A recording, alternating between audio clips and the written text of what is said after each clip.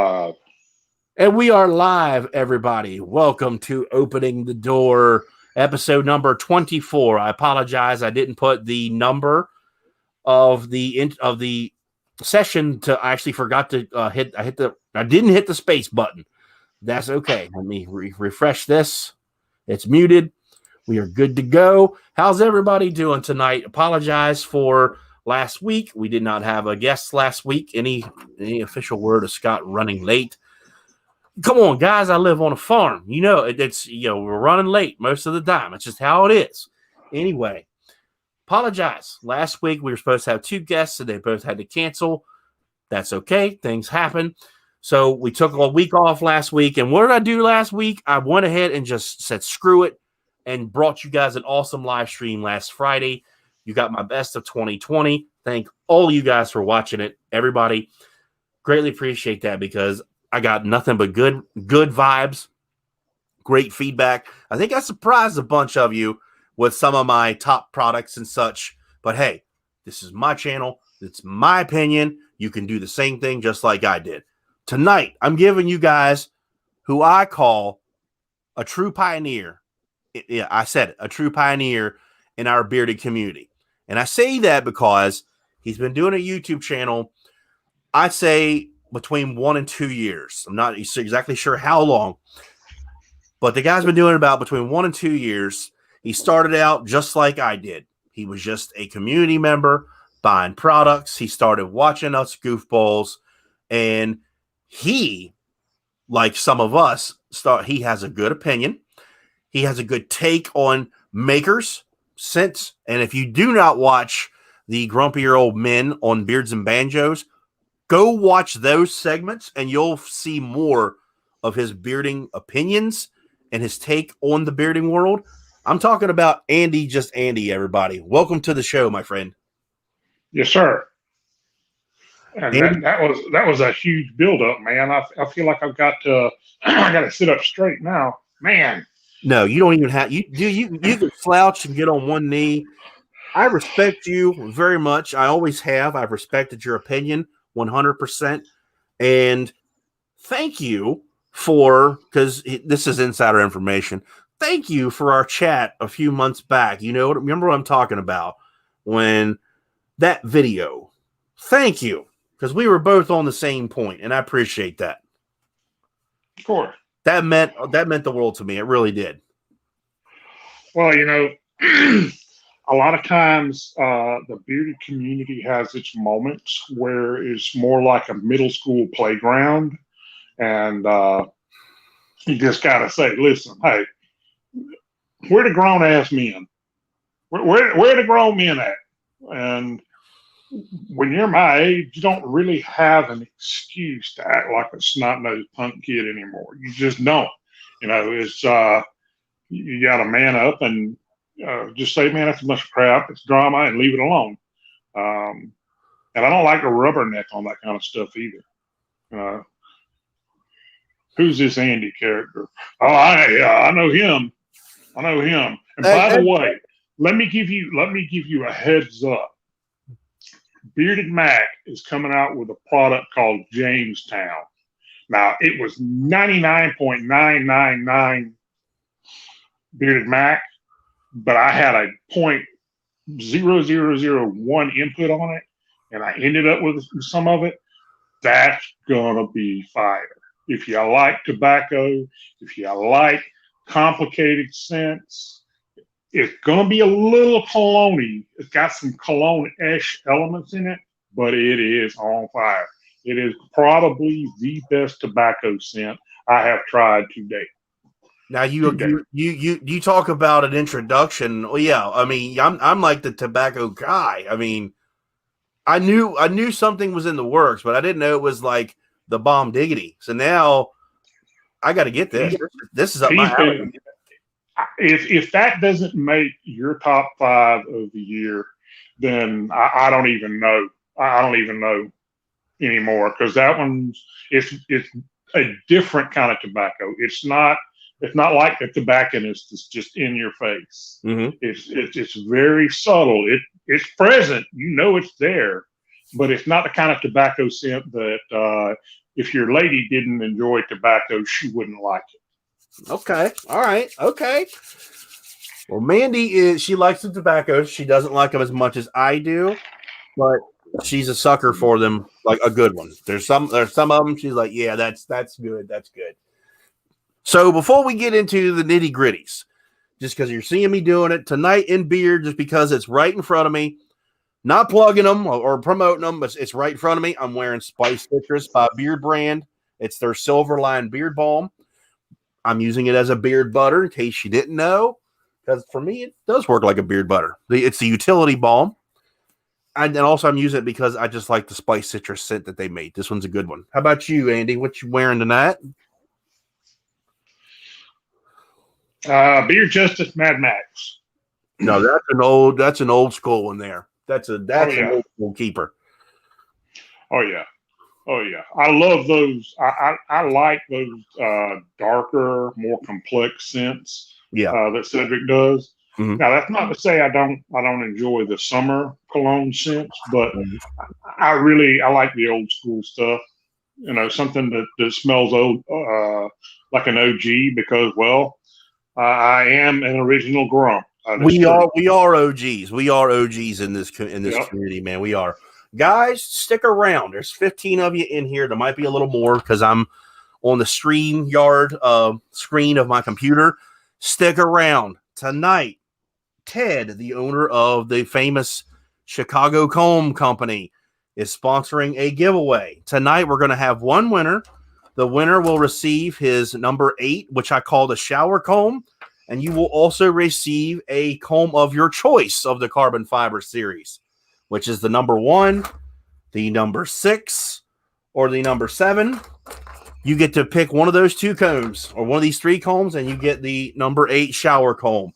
So we're going to have Andy pick the winner later. So stick around.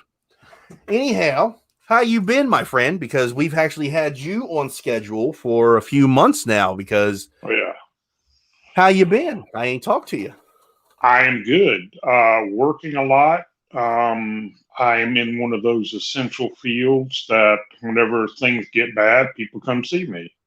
So whenever everything is great, whenever all this turns around, I'll be starving for work because you guys will all be back out in the world doing your thing, and you won't need to come talk to me and all of that. But about 80 hours a week since March, and then squeezing in working with companies behind the scenes. Most have not made it big yet. Most are still in kind of that pre-launch kind of mode. Some have launched already, and then of course some are already out there and taking over the world slowly. Then of course, I hang out with this smart guy named Brian, and he kind of makes me behave. One of these days, I'm afraid that it's going to blow up, and he's going to start doing bloopers, and I will have to apologize to so many people for some of the crazy shit I say whenever it's just cutting up. Oh man. You can't tell me you do not love having a conversation with Brian Beards and Banjos. It's whenever he brought Joe in. Joe and I are polar opposites as far as how we look at beard product. And what I'm not going to say we disagree on things, because if something's good, we generally both tend to recognize it as good. But Brian kind of guides the conversation whenever it's me and Joe going back and forth, and he just drops those little pearls unexpectedly, and you'll be sitting there trying to think of what you're going to say to Joe, and like, damn, Brian, yeah, okay, yeah, hadn't thought about that. Wow. When you have a conversation with Brian, and I sincerely mean this, I always take away from it, no matter what it is. I feel like he taught me something every single time I talk to him. It doesn't matter. We can talk about a video game. We can talk about how the weather is. It doesn't matter what we talk about. Every time I feel like I just learned something. I hate you being a teacher, Brian. I'm looking right into the camera too. I hate the fact that you're a teacher. I hate that. He's a good dude. He's a really good dude. I love talking to musicians because there's something about that side of the brain that just gives a whole different perspective on things. And I'm a very abstract, chaotic thinker. And so whenever I have a conversation, poor Mandy. You're the only person who's ever caught me yelling at my freaking microphone. I've been doing that for like weeks just to get people's attention. Well, I should say poor Scott because she knows where you sleep. So you know how many times I've been threatened by her in her sleep? Oh, or just why don't you just go to sleep? Oh, I hear it a lot.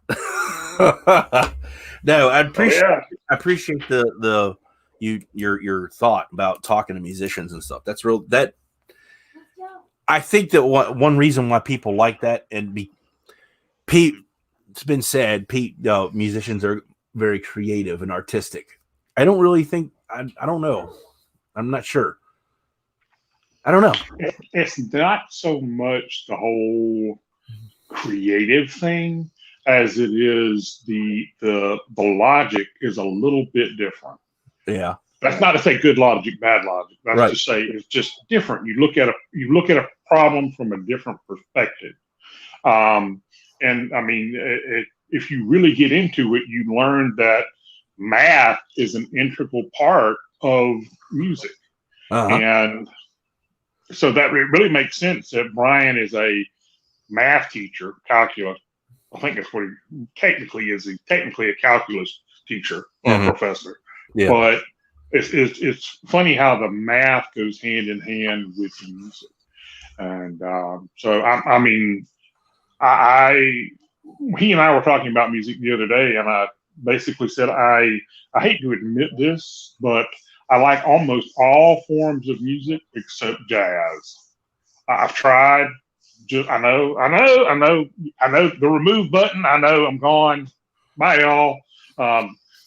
Don't like jazz, but I am a closet bluegrass fan, which will blow people away because I grew up on punk rock. You're a punk rocker, really? Once upon a time, when I had hair, yes, yep. I was waiting on you to say when I had hair. I was a rock. I could see that. Oh, now see, I went from mohawk to sideways mohawk. See, so it's just like that. Yeah, but it's the same thing. Rocking it. You're still rocking it. Yeah, we're still doing it. Still doing it.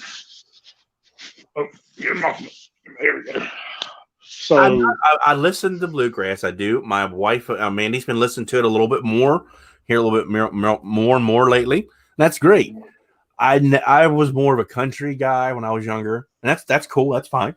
I wasn't the biggest bluegrass fan. I'm appreciating it more now. Jazz, oh man, I love listening to jazz. I don't really know why, because, well, actually, a lot of rock metal musicians, they were in jazz bands, and that's where they learned how to read music and time signatures and such. So that makes perfect sense. One group I love listening to, blues. Love listening to the blues. I can listen to that all day long. This isn't blues per se but I'll tell you a guy who I love listening to, and I bought this recently because I did not have this and I had to have it. It's Eric Clapton's Unplugged. There are so many blues roots in this album. Oh my gosh. So all right, good. So I've got to not one up you because nothing is touching slow hand. But, and crazy thing, all right, so if you follow me on Instagram, you know I have dogs. Yeah. 1 or 2 or 3 or 4.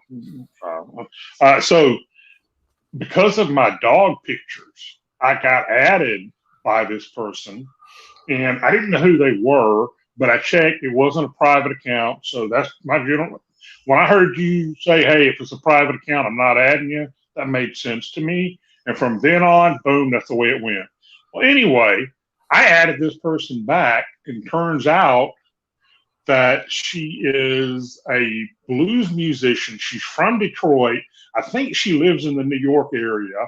And I bought this off of her website. She was nice enough to autograph it for me. But her name is Liza Neal, and she is up for trying to hold it where it'll not reflect the light. But this is her latest album, Black Crow Moans, and it's Liza Neal's. And excuse me, Eliza Neals, Eliza Neals, Neals. Okay. And raunchy, soul rattling, got you by the throat blues. She was trained as an opera singer, and now she sings blues. That's a big change when in octave range and everything. Because actually it's about the same, because some soulful female singers who have sung the blues, they have a wide range. So that actually, it makes perfect sense now that I think about it. I'm gonna have to check her out. I'm gonna listen to her, get her on my. Well, Spotify. she's on Spotify too. Well, she's on YouTube, but the few conversations that I've had with her, she prefers you follow her on Spotify. I guess it's a monetization issue. Yeah. But she's on, all of her albums are on Spotify. If she hasn't had 10 albums, she's had more. She's been quite prolific. Okay. Well, this looks like her popular one was the previous album, but I'm still going to listen to this one because okay, I'm just going to save that right there. All right. Anybody who turns me on to any type of musician, I'm gonna check it out regardless. Music's been in my blood my entire life. I don't play music anymore, but I still listen, and I still always will, no matter what. And oh yeah, blues. And I'm always looking for new music, not necessarily new as in it was just released, but new to me anyway. Right. Mm-hmm. So definitely. I actually forgot how good that Eric Clapton Unplugged album was. I love listening to acoustic, people playing acoustic, because that's where, let's just say, all right, Layla, the song Layla, we all know it. It's faster, fast-paced. That dude took that song and cut the timing probably about 60% a little slower, because right before he started playing it on that CD, he says, "See if you guys can pick up this one." And no one knew what it was at first until he started hitting the chord. Then they knew what it was, and I was like, "Wow!" That it did register in my head. That's freaking Layla, and I'm like, "Damn, that's talent." But I like listening to people play acoustic because, let's be real, in the technology world that we're in now, musicians can make albums with a laptop completely. They can make the drums sound like someone actually played them when they're not. You can do everything on a computer. But when you're watching someone play acoustic, they strip it down raw. I mean, that's where the originality came from. But they may have written the song on it and recorded on electric guitar, but the guts are from the acoustic. That's where it is. And I love listening. Like, I've been collecting the Pearl Jam, the Nirvana, Eric Clapton. I have my favorite band ever, Stained, Alice in Chains. I'm trying to collect all the MTV Unplugged. I have one by Korn. I don't know if a lot of people know they made an Unplugged album, and it's all acoustic. These are world famous groups that pour their soul out for MTV, but they put on amazing performances. I've been looking for every Unplugged, just because MTV Unplugged, they went that extra mile. We're putting the disc out for you. Clapton, Alicia Keys, she made one. Lauryn Hill made one, which was spectacular. Jay-Z, the rapper, he actually brought The Roots, which is a hip-hop R&B band, and they played all of his, they played everything. I'm like, that's all. I have not heard you mention the definitive Unplugged album though. SRV. I can't find it. So, on the original airing of the program, they had Stevie Ray Vaughan Uh-huh. And then following him, it was anticlimactic, but it was Joe Satriani. I did not know that either. I did not know that. I honestly did not know. When anybody else in the world could have opened up and Satriani would have just been supersonic. But because it was Stevie Ray Vaughan that opened up for that show, it was such a letdown. He absolutely destroyed that set. Pete White, that's the Pearl Jam one. Yeah, I did get that. That was amazing. I love that one. Joe Satriani is my favorite guitarist. I don't know if a lot of people know that. I've loved to go watch him play, because he's taught Kirk Hammett, he taught Steve Vai, Eddie Van Halen. I mean, he's trained so many people. Actually, I don't think he'd take that back. I don't think he actually taught Eddie, but close enough. They worked together. Yeah, he came and he learned some technique. Yeah, I've been a Satriani fan since Surfing with the Alien. Yep. In fact, I'm dating myself, but I don't care. I bought a car in 1992, and it was blue. And so I got Flying in a Blue Dream. So the very first song I played in that car was Flying in a Blue Dream. That's one of the best songs he ever made. It's so beautiful to hear it play, I love that one. And then that's the same album that has I Believe. Uh-huh. Which Satriani isn't a strong vocalist. No. But when you can play a guitar like that, who cares? Nobody's ever asked in 50, 60 years, hey, Jimmy Page, can you sing? It's never come up. We don't know. I know that I could. There are so many older groups like Zeppelin, because a lot of my band buddies, they respect my musical opinion. They do, and they always, what do you really think of, and they always talk about Jimmy Page, and what do you want me to say negative about what he made? There's nothing you can say. He pretty much wrote all of Zeppelin songs in general, the music for them. Like, no one was doing that stuff. Greta Van Fleet now sounds like Led Zeppelin. There's no denying it. But no one has ever sounded like Led Zeppelin ever. There's been no group that's ever duplicated what they've done. The Doors. No one's ever duplicated anything they've done.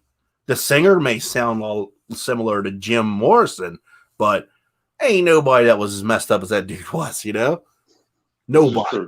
There is nobody.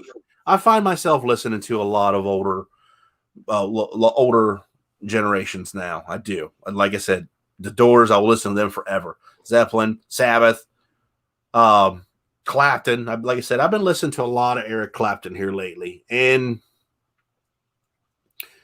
one person I listen to, this is completely different. I know people watching this are probably going to thumbs down this video right now for me saying this on camera, but you're not going to believe this, but one part of it is because of my children.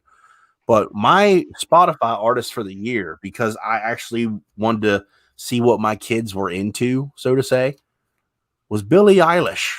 That kid, and I say kid because she's 18 years old, that kid has a future. She can sing her little butt off.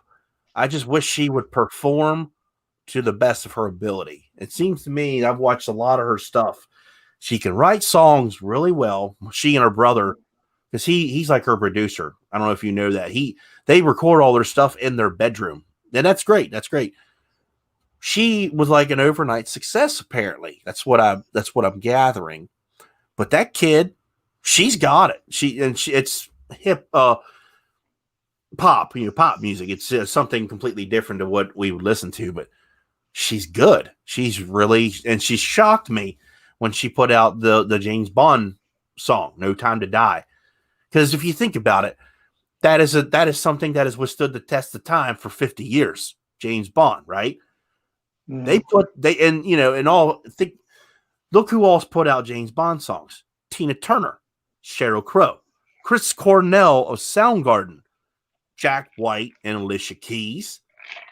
They put that in the hands of an 18-year-old kid, And she did a damn good. It's a depressing song, but it's a beautiful song at the same time. She sang her little butt off. I think that's the best song she's put out so far, because she actually, obviously, she got to see the movie and it hasn't been put out yet, but she put her heart and soul into that, and she made that a James Bond song. I really liked it.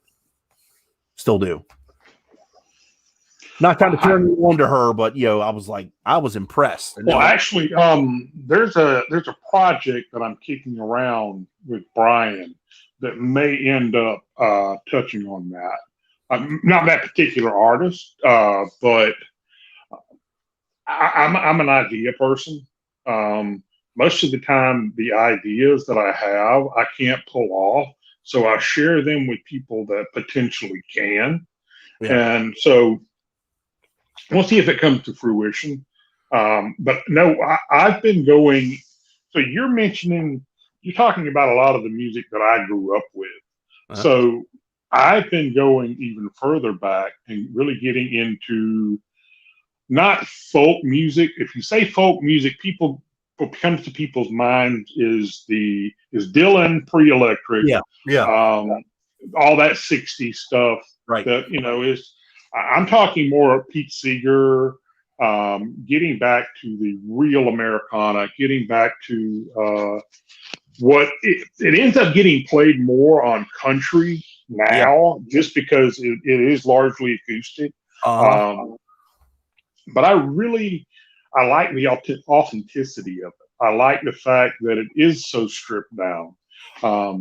There's what's the name of the group? I want to say the Carolina Chocolate Drops, I think is the name of the band. And they're African American, but they play, for lack of a better term, mountain music. Okay. And they actually have the big jug, and some songs they play a banjo, some it's just an acoustic guitar. It's a 3-piece, it's a trio, and the vocalist is a female. So Carolina Chocolate Drops. But any of that off the wall stuff is interesting. Number one, you haven't heard it 1,000 times. Number two, it's usually a different perspective. And again, going back to that musician perspective, if you can listen to something fresh, and I've seen music revolutions happen. Yeah. And I remember that feeling like the first time back in 1988 when we put in Appetite for Destruction. And I remember it vividly. It was butt cold in the morning, and my buddy had just bought it, and he had a big old full-size Bronco, and he popped it in the tape deck. Yes, this is before everybody had CDs. He popped it in a tape deck, and by the time we got to school, our hair was blown back. It was like, man, what is this?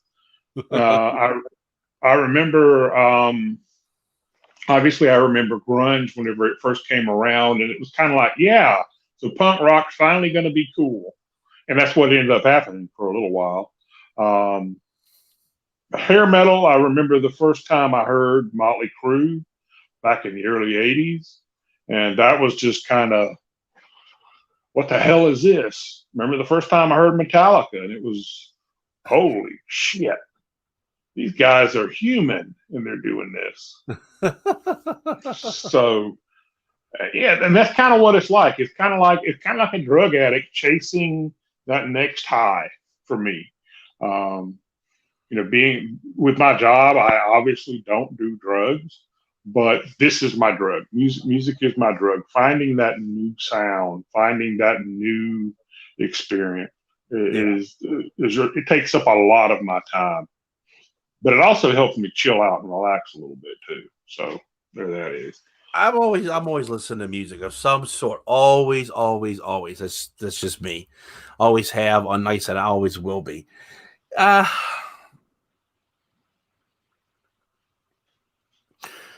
You're talking about folk music though.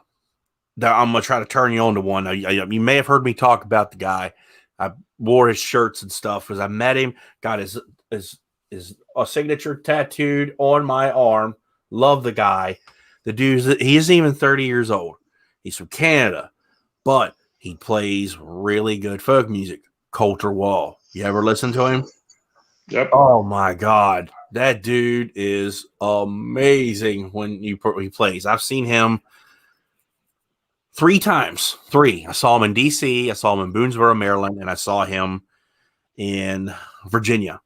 And every time it was 3 completely different settings. At the 930 Club in DC, I saw him at an outdoor beer and wine festival, which was amazing. He played before Shooter Jennings, and he should have played after Shooter Jennings because Shooter sucked.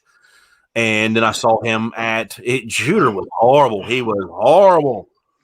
And I saw him perform at a brewery in Richmond, Virginia, which was even completely different because he just gotten a little more success, and he was the closing act. His opening act was Ian No, who reminds me of Hank Williams Sr. I mean, this guy sounded just like him. He was great.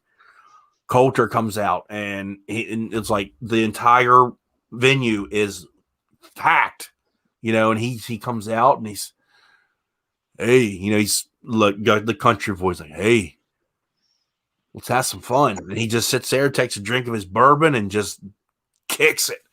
And it just sounds like it's like a mix between Johnny Cash, folk music. It's just dark, outlaw folk country. And that's kind of like what Johnny Cash was portrayed. I think he was. Anyway, I always liked him. Always liked everything Johnny Cash touched. But Coulter doesn't say that's what he's going for. He goes for all the older artists that you were talking about and such. That's what he was influenced him. And I'm like, that's just so awesome that a 20-some-year-old kid is playing stuff that was made 50, 60, 70 years ago. That's so cool. Small world. Well, and talking about bluegrass, I cannot tell you what rabbit hole I ran down to find him, but I ran across a short, skinny little white kid who looked like he was coming out of rehab for meth, named Billy String. And dude, and I was telling Brian this, that being self-taught on guitar and not being good at all, really the only one that's ever heard me play a lot is my dog, and she's kind of looking over, oh God, don't break that thing out again. But he uses banjo style picking on a 6-string acoustic guitar, and it is just mind blowing. Yeah, it is just mind blowing. Never have seen that done. Now, obviously, the finger picking. Yes, I've seen that. There's a lot of your Lindsey Buckingham, all of your Spanish flamenco guitarists, they finger pick, but not with the bluegrass banjo style picks on. And he just shreds. Do you know there's a rock metal guitarist that has bluegrass influence? Rob Zombie's guitar player, John 5. He does. I did not know that. Watch him. He was like bluegrass trained. Like I can't explain it. Like the dude he's good. John 5's a great guitar player. I've actually got to play with him in his solo show 2 years ago. He's down to earth. Like he does, he's just cool shit. He always was. And he used to play for Marilyn Manson. Now he plays for Zombie. John 5 is amazing. But yeah, sorry to interrupt you. I know exactly what you're talking about because I could relate to that. So many techniques and skills, things borrowed from areas and areas. If you had to narrow it down to a handful of groups and artists that you say, these are my go-tos and what my loves, who would they be? Oof. The whole desert island thing, right? Uh-huh. I'm definitely going to say the Ramones, without a doubt. Got to have, any Ramones album, got to have that.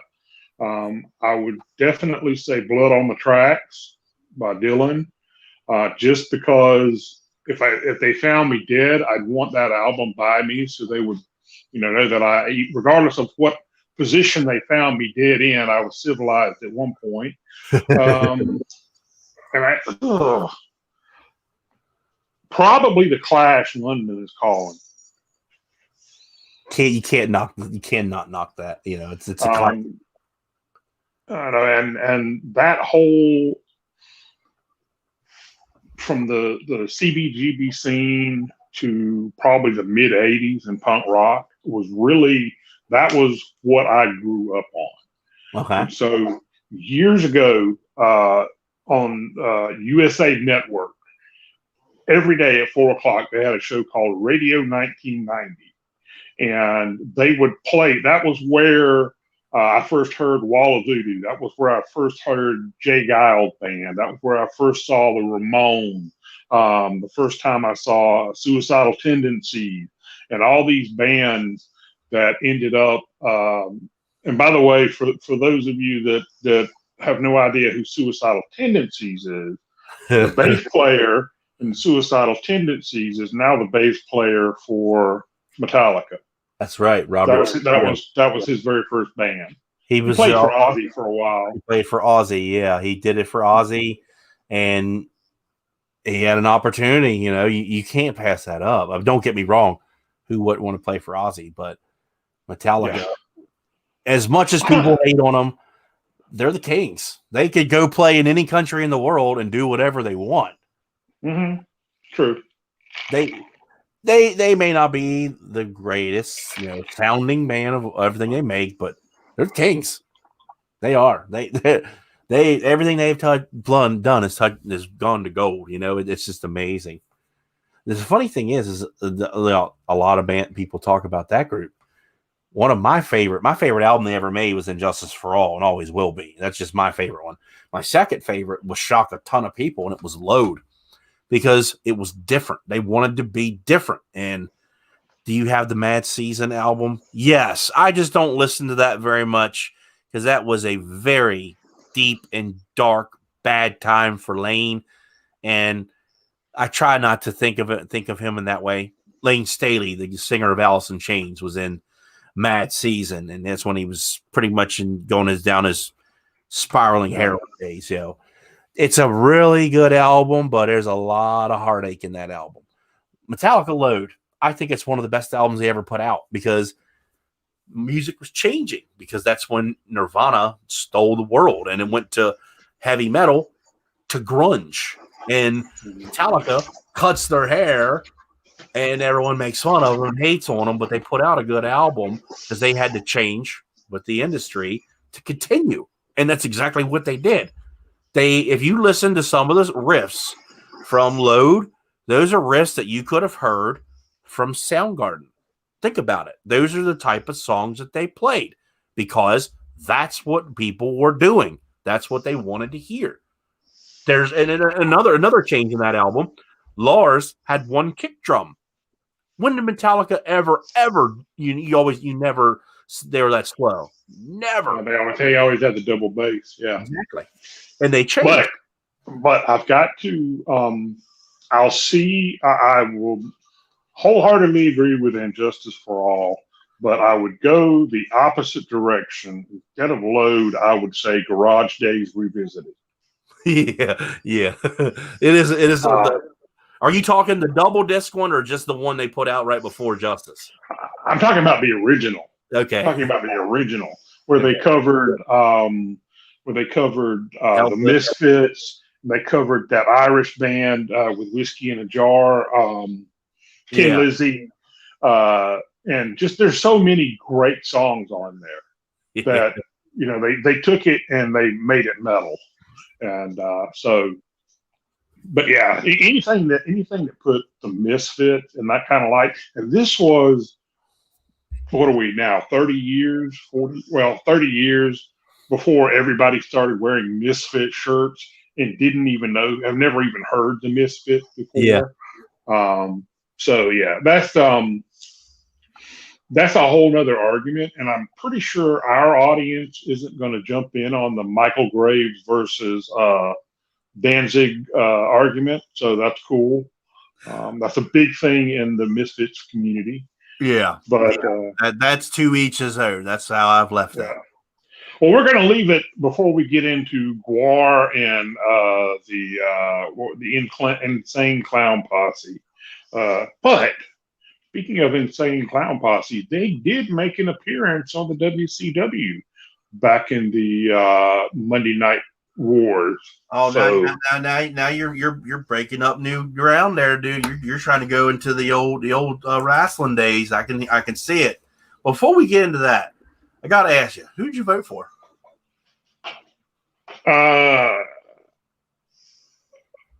Who did I vote for? Yeah, for the president that apparently we still don't have, or whatever, or however that goes. I voted for Ric Flair. I do every 4 years. I didn't vote at all. Oh, so you're part of the Rig community. Okay. We're making it a sarcastic joke, everyone. We're not talking about politics. We're going to just change the subject right now. That was our intention. Anyway, I have been listening to Silverchair since last week, like hardcore, because they showed up on my random watch YouTube videos, and I actually sat and played the entire Frog Stomp album on my guitar. That album was amazing, still is to this day. If you don't know who Silverchair is, they come out to the United States in 95 from Australia. They were 15 years old. They were like Nirvana wannabes, is what everyone called them. But they were good. They were awesome. They didn't last very long. The Silverchair kicked ass. Go look them up. They didn't last very long in the United States. Right, yeah. The lead singer, he has some prominent role in the Australian government, or did as of the last time I had heard. What's interesting about Silverchair is if you go back and listen to some of the lyrics on that album, you can hear that he is talking about his own battles with anorexia. Yeah. Daniel John was amazing. He was really good. Yeah. They remind me kind of if Foo Fighters had been 15 when they got together and they had kicked Pat Schmier out of the band, and it's just been 15-year-olds. That's kind of what I think of when I think of Silverchair. I used to cover Tomorrow and Pure Massacre with my old group back in the day, but we didn't do it like theirs. We did it like Andy was saying. We did it the metal way. We made it heavier and better in our way. So we made it a hardcore metal song instead of what you heard on the radio. That was our intention anyway. But it was fun because the crowd knew what it was. That was the point. Well, there's a guy on YouTube now. His name is Leo. Starts with an M. It's long and Italian. I know who he is. Frogly Studio. Yep. Dude, he does so much cool stuff. So much cool stuff. So the funniest. Leo, what's that one song he made? Oh, he did a collaboration with Robert Scallion, who's another musician.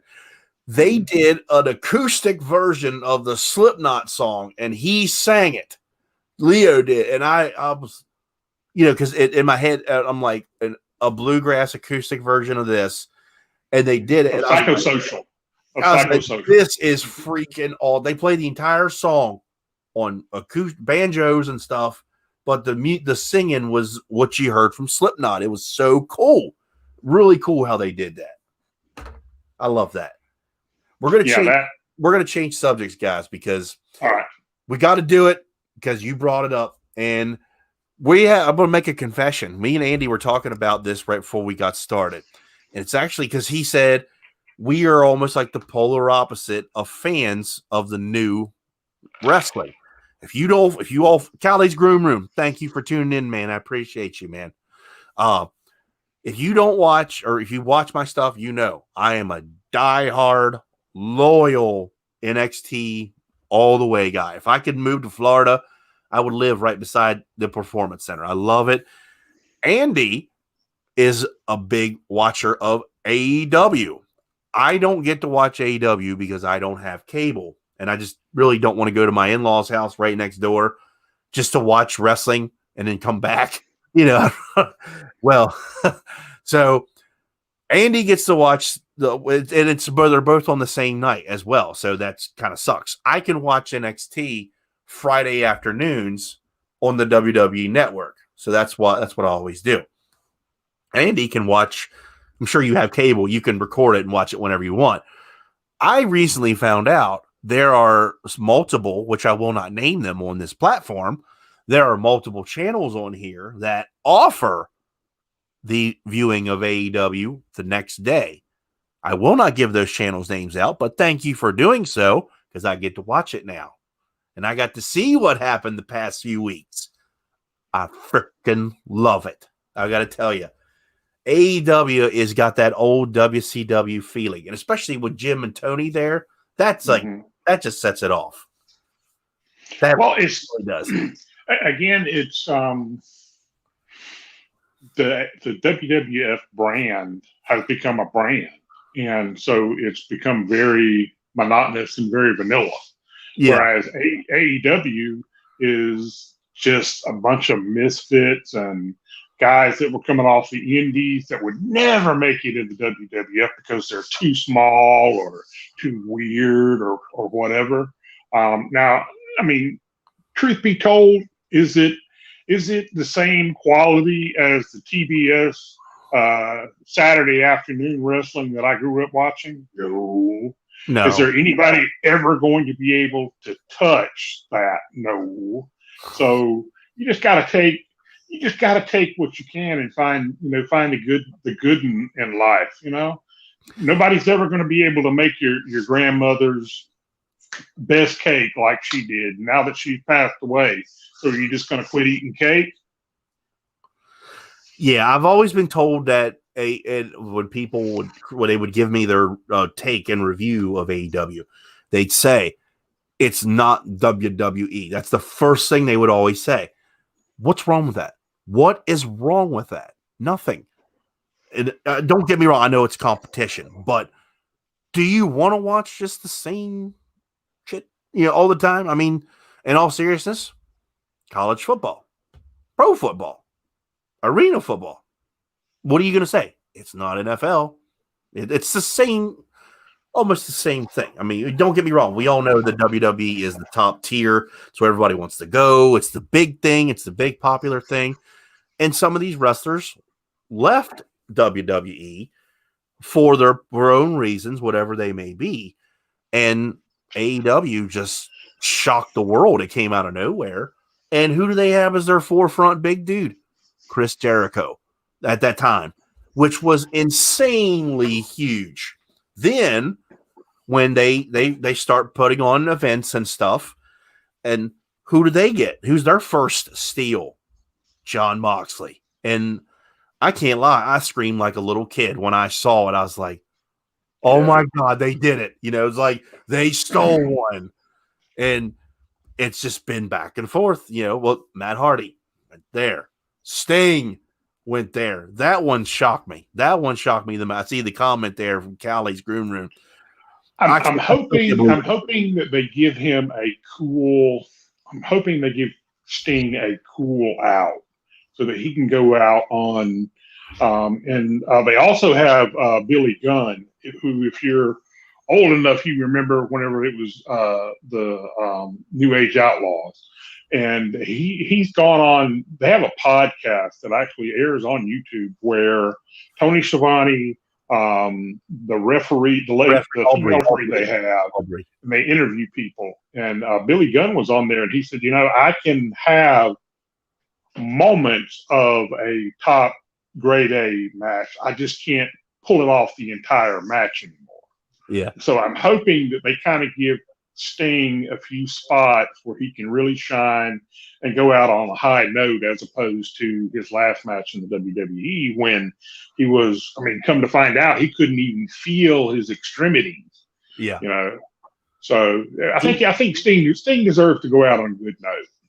I think that's why he went there. I think that he knows he can do something physically, just maybe not 100%. And one thing, and then you got to admit this because we're old school fogey wrestling fans, he's got Arn Anderson there. All those years of them working together, that's I don't care what any of you all say. I'm looking directly in the camera when I see this. Arn Anderson was the Four Horsemen. And I'm the biggest Ric Flair fan you all will know. That man made the Four Horsemen as popular or hated as they were. That man was the brains behind it. And I will still say that. But that dude, his work ethic and everything he did, that's why when he physically couldn't wrestle anymore, they're like, this is the guy we need running our backstage. That's what he did in the WWE for over 20 years. Not a lot of people know it. He left. He now does it at AEW. But he is, Cody's manager now? And that's really not that big of a deal. That man's doing a lot of crap behind the scenes. You all just don't see it. He is. Well, but then now to bring it full circle, I remember when the Anderson brothers, who was Gene and Ole.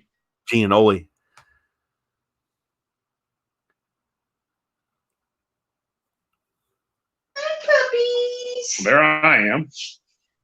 Hi there. Good. Hello.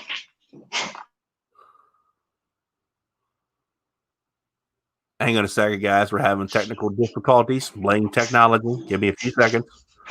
We'll get him back. We got you back, Andy.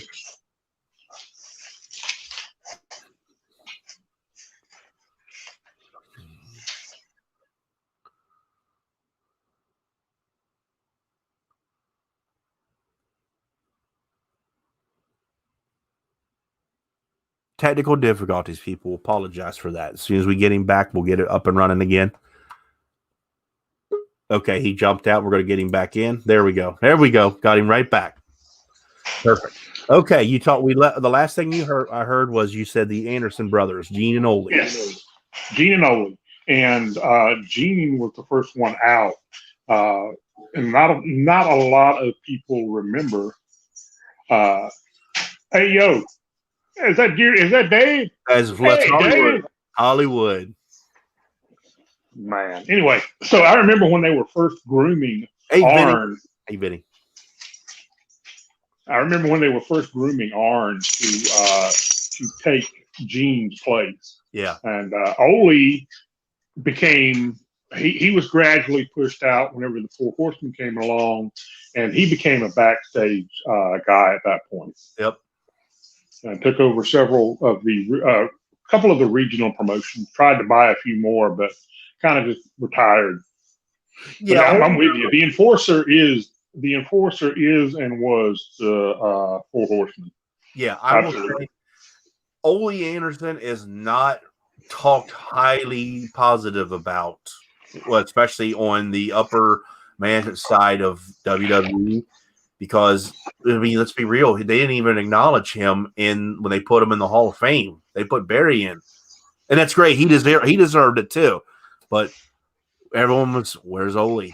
And he's from what I've always heard, he's just not good to work with. He just hates he has negative things to say about everything and stuff. I'm like, you know what? You brought that on yourself. You did.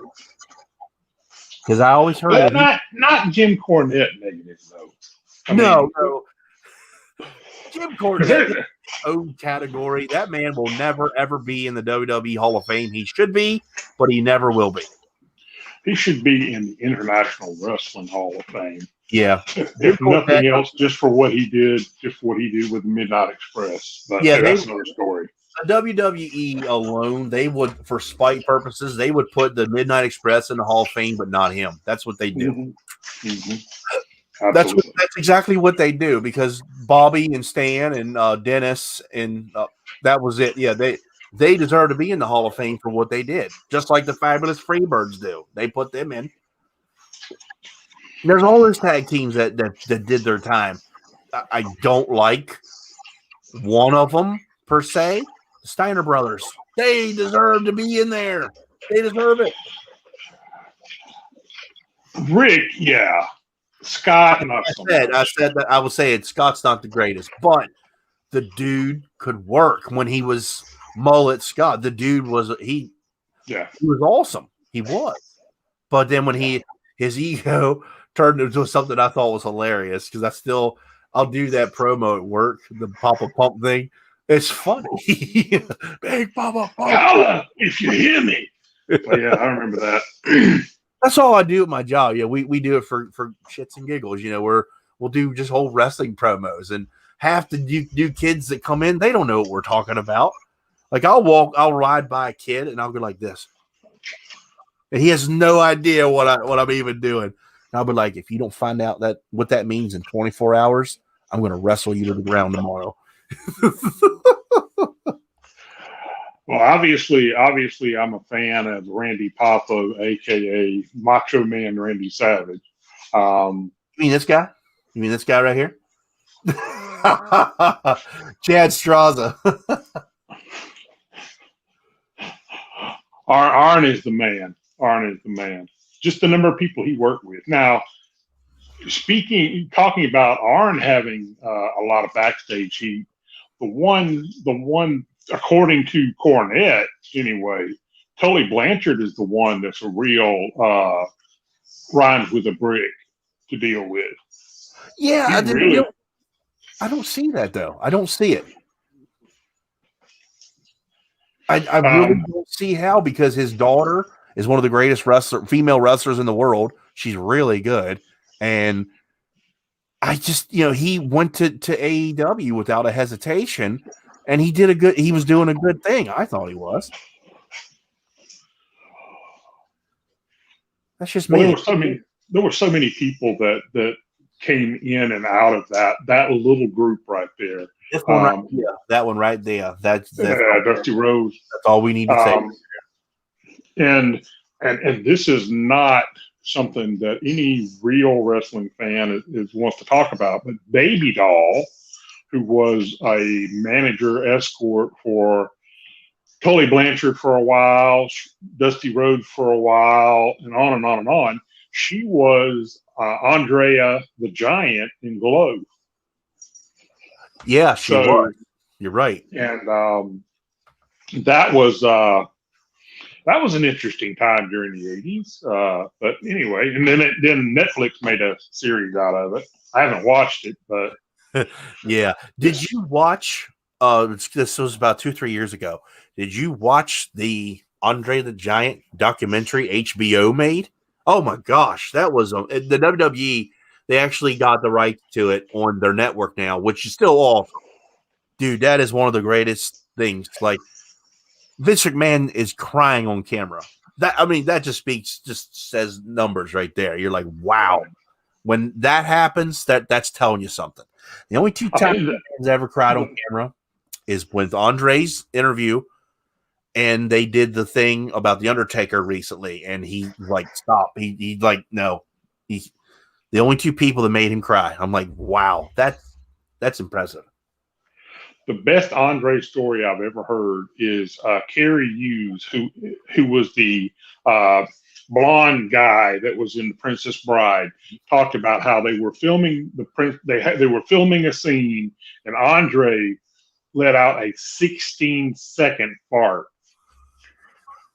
and it was just earth-rattlingly loud. And the director, Rob Reiner, asked him, "You okay? You okay, Andre?" He says, "I am now, boss." He's like, Andy, did you hear that? What's that? It does. If you just say that word, that 4-lettered word you said, that she laughs every time. She's probably laughing at what you just said because boss. Yeah, Carrie Elwes. Is that how you say it? Elwes. I don't know. Well, if you just say the 4-letter F word, and she just laughs her butt off. I don't know why, but she's done it ever since I met her. I didn't realize I let out the F-bomb on you, man. I'm sorry. No, not that. Fart. Oh, fart? Oh. Oh, yeah. Right, so I live with a full-grown Rottweiler, and that's kind of that's a frequent word around here because she is gassy. She's sweet, but man, she kisses you with her butthole all the time. Ooh. Who is your favorite, if you had to pick, wrestler? Current and all time. Ooh. Current. All right. Ooh. I'm going to say Moxley right now, just because he's just got that dumb psychopath thing down pat. I don't think he could boil water. Okay, I don't think he could come in out of the rain. But he just got a great gimmick. Yeah. All time. Oof. All right, this is really, really going old school and might be a little bit obscure for the average wrestling fan. But when they were building up David Von Erich to wrestle Ric Flair, that's when I became a Von Erich fan. David Von Erich, my all-time favorite. Love Ric Flair. Love the old school Road Warriors. The American Dream, all those guys in that. But yeah, David Von Erich, especially during that build-up, and then the way he died in Japan of some stomach thing. It wasn't drugs. It wasn't anything crazy. He just had I think it was really bad stomach ulcers that just went untreated or something like that. It was a shame because that was like the guy that they wanted to beat Rick. That was a humongous deal back then, and it didn't happen. That's a very upsetting the documentary of the Von Erichs, and it's on the WWE Network. Really sad because there's only one left. One. Yep. And he wasn't the oldest. David was the old. Well, I think the oldest one died in like a fire or something. Yeah. And then David was the oldest of the ones that made it to adulthood. And then he died. Kevin is the one that's alive. Yeah. Kerry basically died from drugs. More than anything else. And then there's one or two more. I know Mike. He died of suicide. So it was just terrible. And to think that their parents saw almost all of their children pass away. Yeah, that's gut wrenching. And not just one, but it was like one after another. Yeah, it was really sad. I remember watching that documentary. They went through all of them, and I'm like, Kerry, he was the one who beat Rick with a backslide, which was unsurprising. Then he lost it less than 2 weeks later because they knew his drugs and stuff just wasn't going to work. They did it for David, but in the end, they're like, all right, time to go. Yeah, which it sucked in the end. It really did, really did. My favorites now on the WWE because I don't watch AEW so much. Okay, I'm starting to. But AEW, I can't lie. My favorite is either Kenny or Moxley, one or the other. That's my two. I always like them. And Andy's would be Jericho. Jericho is her guy on AEW. I can tell you that. WWE now, Drew McIntyre. I love Drew McIntyre. I always have. AJ.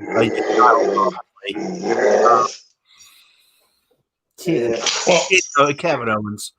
NXT. I still think of AJ. I still think of AJ as being an Impact of being in TNA. Excuse me. Yeah. So, but yeah, definitely a big AJ fan. Definitely a big AJ fan. Yeah, I got to meet him. I got to meet AJ years ago when he left TNA. He did like a touring little meet and greet thing, and I got to meet him. It was really cool. Really nice, down to earth guy. I mean, he's not what you would think. He's just so cool, and he was cool. NXT, the Velveteen Dream, all the way. He's just amazing. They made him. He's like Prince. That's his character. He's flamboyant like gold dust. He's got he has like 4 or 5 dogs. Yes, it's a Rottweiler. Yeah, I can tell he's a mean dog. I can tell by him. The Velveteen Dream I love the Velveteen Dream. He's just awesome. All right, so we're gonna make Rory internet famous for just a second. Mandy, This come is here. Rory. He's got him in the camera. This is Rory. His name is Rory. That's awesome. So that's Rory. So yes, whenever I talk about the farting Rottweiler, she really is right here. Right here. Show him one more time. All right. Show him one more time. Manny didn't get to see him. Say again. Show him one more time. Mandy she come over here. All right. That's Rory. So vicious. So vicious, yeah. That's funny. Mandy loves her dogs. She does. Oh yeah. But yeah, Cam, yes, the Undisputed Era. They are awesome. That is the new generation of the Four Horsemen, Andy. That's who they are. That's what they've made them out to be because they've been in every War Games match in NXT. So awesome. Ooh. I believe they could be. Well, the Four Horsemen went through a lot of people. Arn was really the only one that was there the whole time. Yep. Rick was there pretty much all the time too. Ooh, that's a high bar to clear. That's a high bar to clear. They made it that way because they got a hand signal thing, but it's like they're all together. It's like you get one, you get them all. That's like it's pretty much following the guidelines of the Four Horsemen. That's the thing. And I think it's cool. Mandy hates them because they're like good guy and bad guy. It's like they're on the fence. And she hates Adam Cole and Roderick Strong. She can't stand them. I think they're both good. Ric Flair was never a good guy. No, never. He was always a heel. His entire career. He was a heel, but the fans loved him. That was the thing. They loved him. He did the exact same match for 25 years. He was always a heel. He was always loud. But he could work a promo just about better than anyone ever. You would be hard pressed to find somebody that could out promo. I'm going to change it up on you. Now, I know you'll think this will make you think. Who is your commentator team? Your favorite ones? Like if you had to pick and choose, if you had two or three, who would they be? Oh, no question. No question. JR and the King. That's my favorite. Really? Yeah. I know, Jerry Lawler was doing these stupid jokes for a while, but he got out of the joke book. I get that. But JR is old school WCW, and then he brought it into WoW, or not WoW, but WWF. He was just, and they were that great because JR always tried to play it straight. Yeah. And the King, I just grew up watching the King, whenever he was in Memphis as a wrestler. And, he actually was the main draw. He was the main good guy for the Memphis territory for a couple of decades.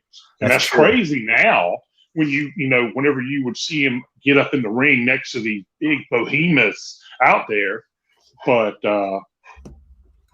now mine, I would say I'm letting my candles out, everybody, in case you're wondering. I'm blowing out my candles.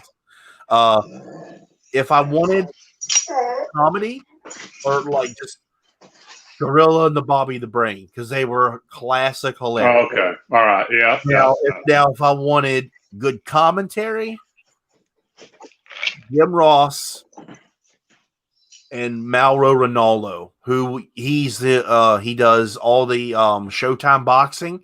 He did Strikeforce, New Japan.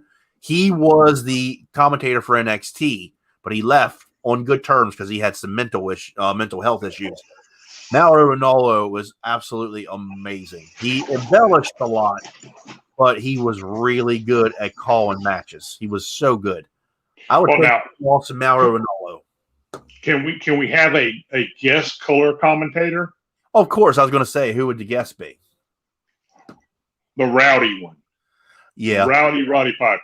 Now, if you remember when I first started doing everything, it was howdy rowdy, because just that word just takes me back to him walking out in that kilt and just being an obnoxious prick, and God, it was glorious. How many of you guys remember this guy here on Instagram?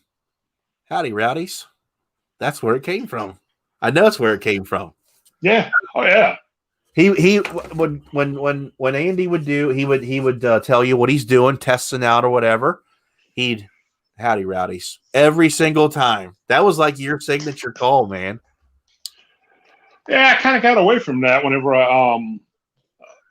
COVID happened mostly. I can't really do what I was doing, for good or bad, but I can't really do the lab stuff with COVID because the guy that was actually doing the lab stuff, I am not a chemist. I have no business in a chemistry lab unless I am, a student, okay? But the guy that I had doing it was a PhD chemistry teaching assistant. Can you talk about what you are referring to, or would you rather not? Oh, well, so whenever I was doing any of my test reviews, we actually tested it. We tested it in a lab. Now, we did not run spectroanalysis, so I couldn't tell you precisely how much castor oil was in a particular product or how much jojoba oil. We weren't trying to do that, but we were testing it for basically cleanness, how much foreign matter is in there, if there's any fungus in there or anything like that. So I would not put anything in my beard unless he said this is within the variance. So whenever you buy a product, it has to be, the FDA has these scales, and I've seen them. I don't understand them. That was his job, but it has to have less than so many parts per million of these different things in there in order for it to be considered clean. Now, how many? I got to ask, how many were not so good? So I had 3 that he would not let me leave with, that he put into the biohazard container. Wow. Man. So I can tell you who the cleanest ones were, and I do that publicly any old time. The one that did not pass, I will share them with you privately. No problem. One of them is not going to surprise you at all. But yeah, I don't like. I know how the search engine logarithms work, and the more you talk about a certain company, the bigger their profile gets. And so I don't talk about bad companies. If you suck, now that being said, if I don't know anything about you, I'm not going to talk about you either. But that's because I don't know anything about you. But if you suck, I'm not going to mention you. I won't tag you. Won't talk about you. Nothing. This guy's being real with you, with everybody. I mean, I'm not putting him on the spot, to expose. He's being real. He does these reviews and tests for us, not just for himself. That's what Andy has. It was for me. Right. Yeah, right. But you took it a step further for an audience and for the world to see. And I appreciate that you did that. I hope you do continue when the opportunity presents itself. Hopefully these vaccines will get out and the world can go back to some kind of state of normal.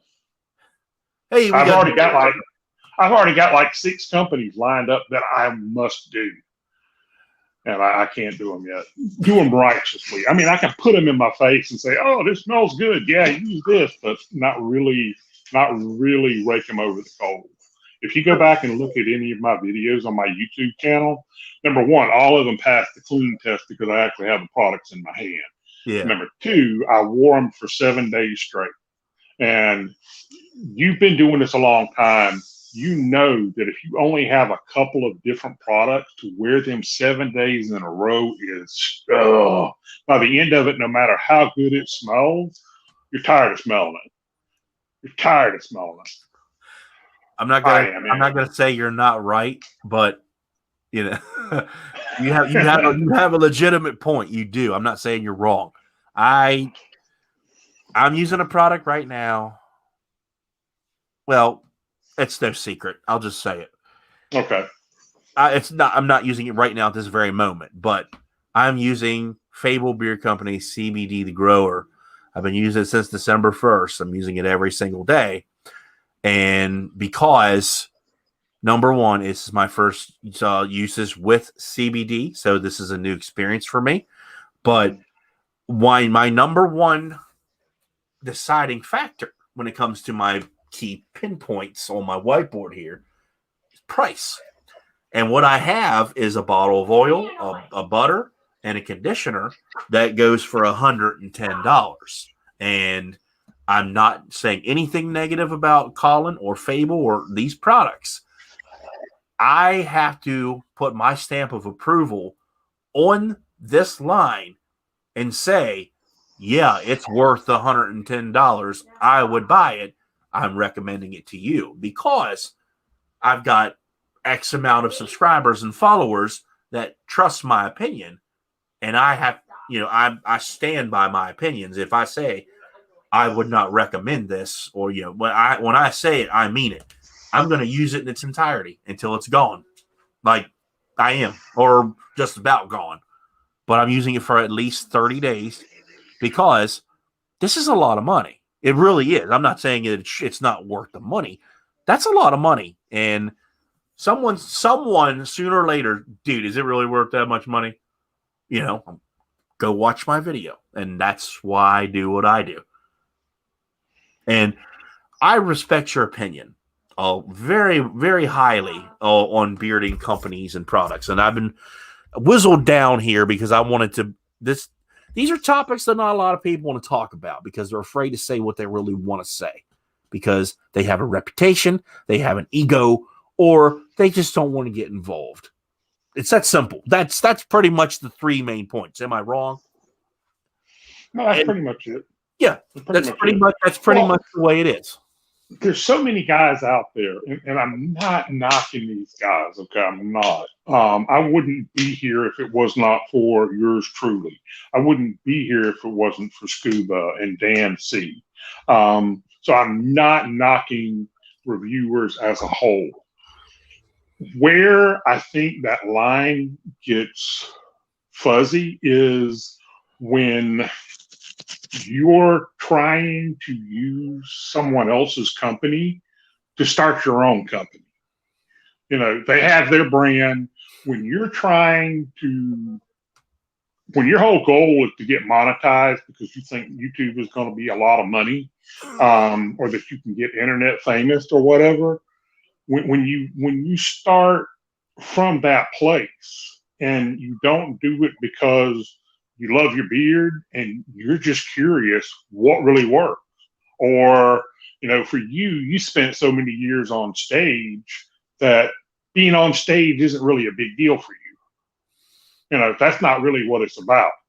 You could probably get some guys together, and if Mandy wouldn't leave you, go on the road on the weekend, do the Thursday through Saturday night thing, and then be home Sunday, and 5 years later be divorced. But that's another story.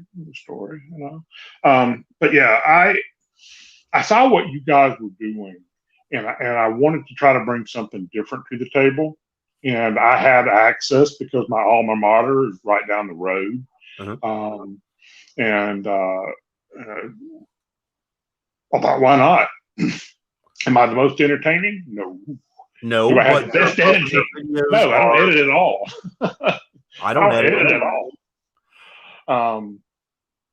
But yeah, that was kind of the whole point was, and then I realized that there are guys out there that, and hopefully they're here. If not, I'm sure they'll watch because they're big fans of yours. That were like, dude, you really put some thought into this, and I do.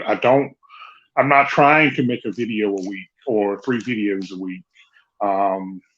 It was never about chasing views. In fact, in a couple of my videos, I actually told people not to subscribe to me.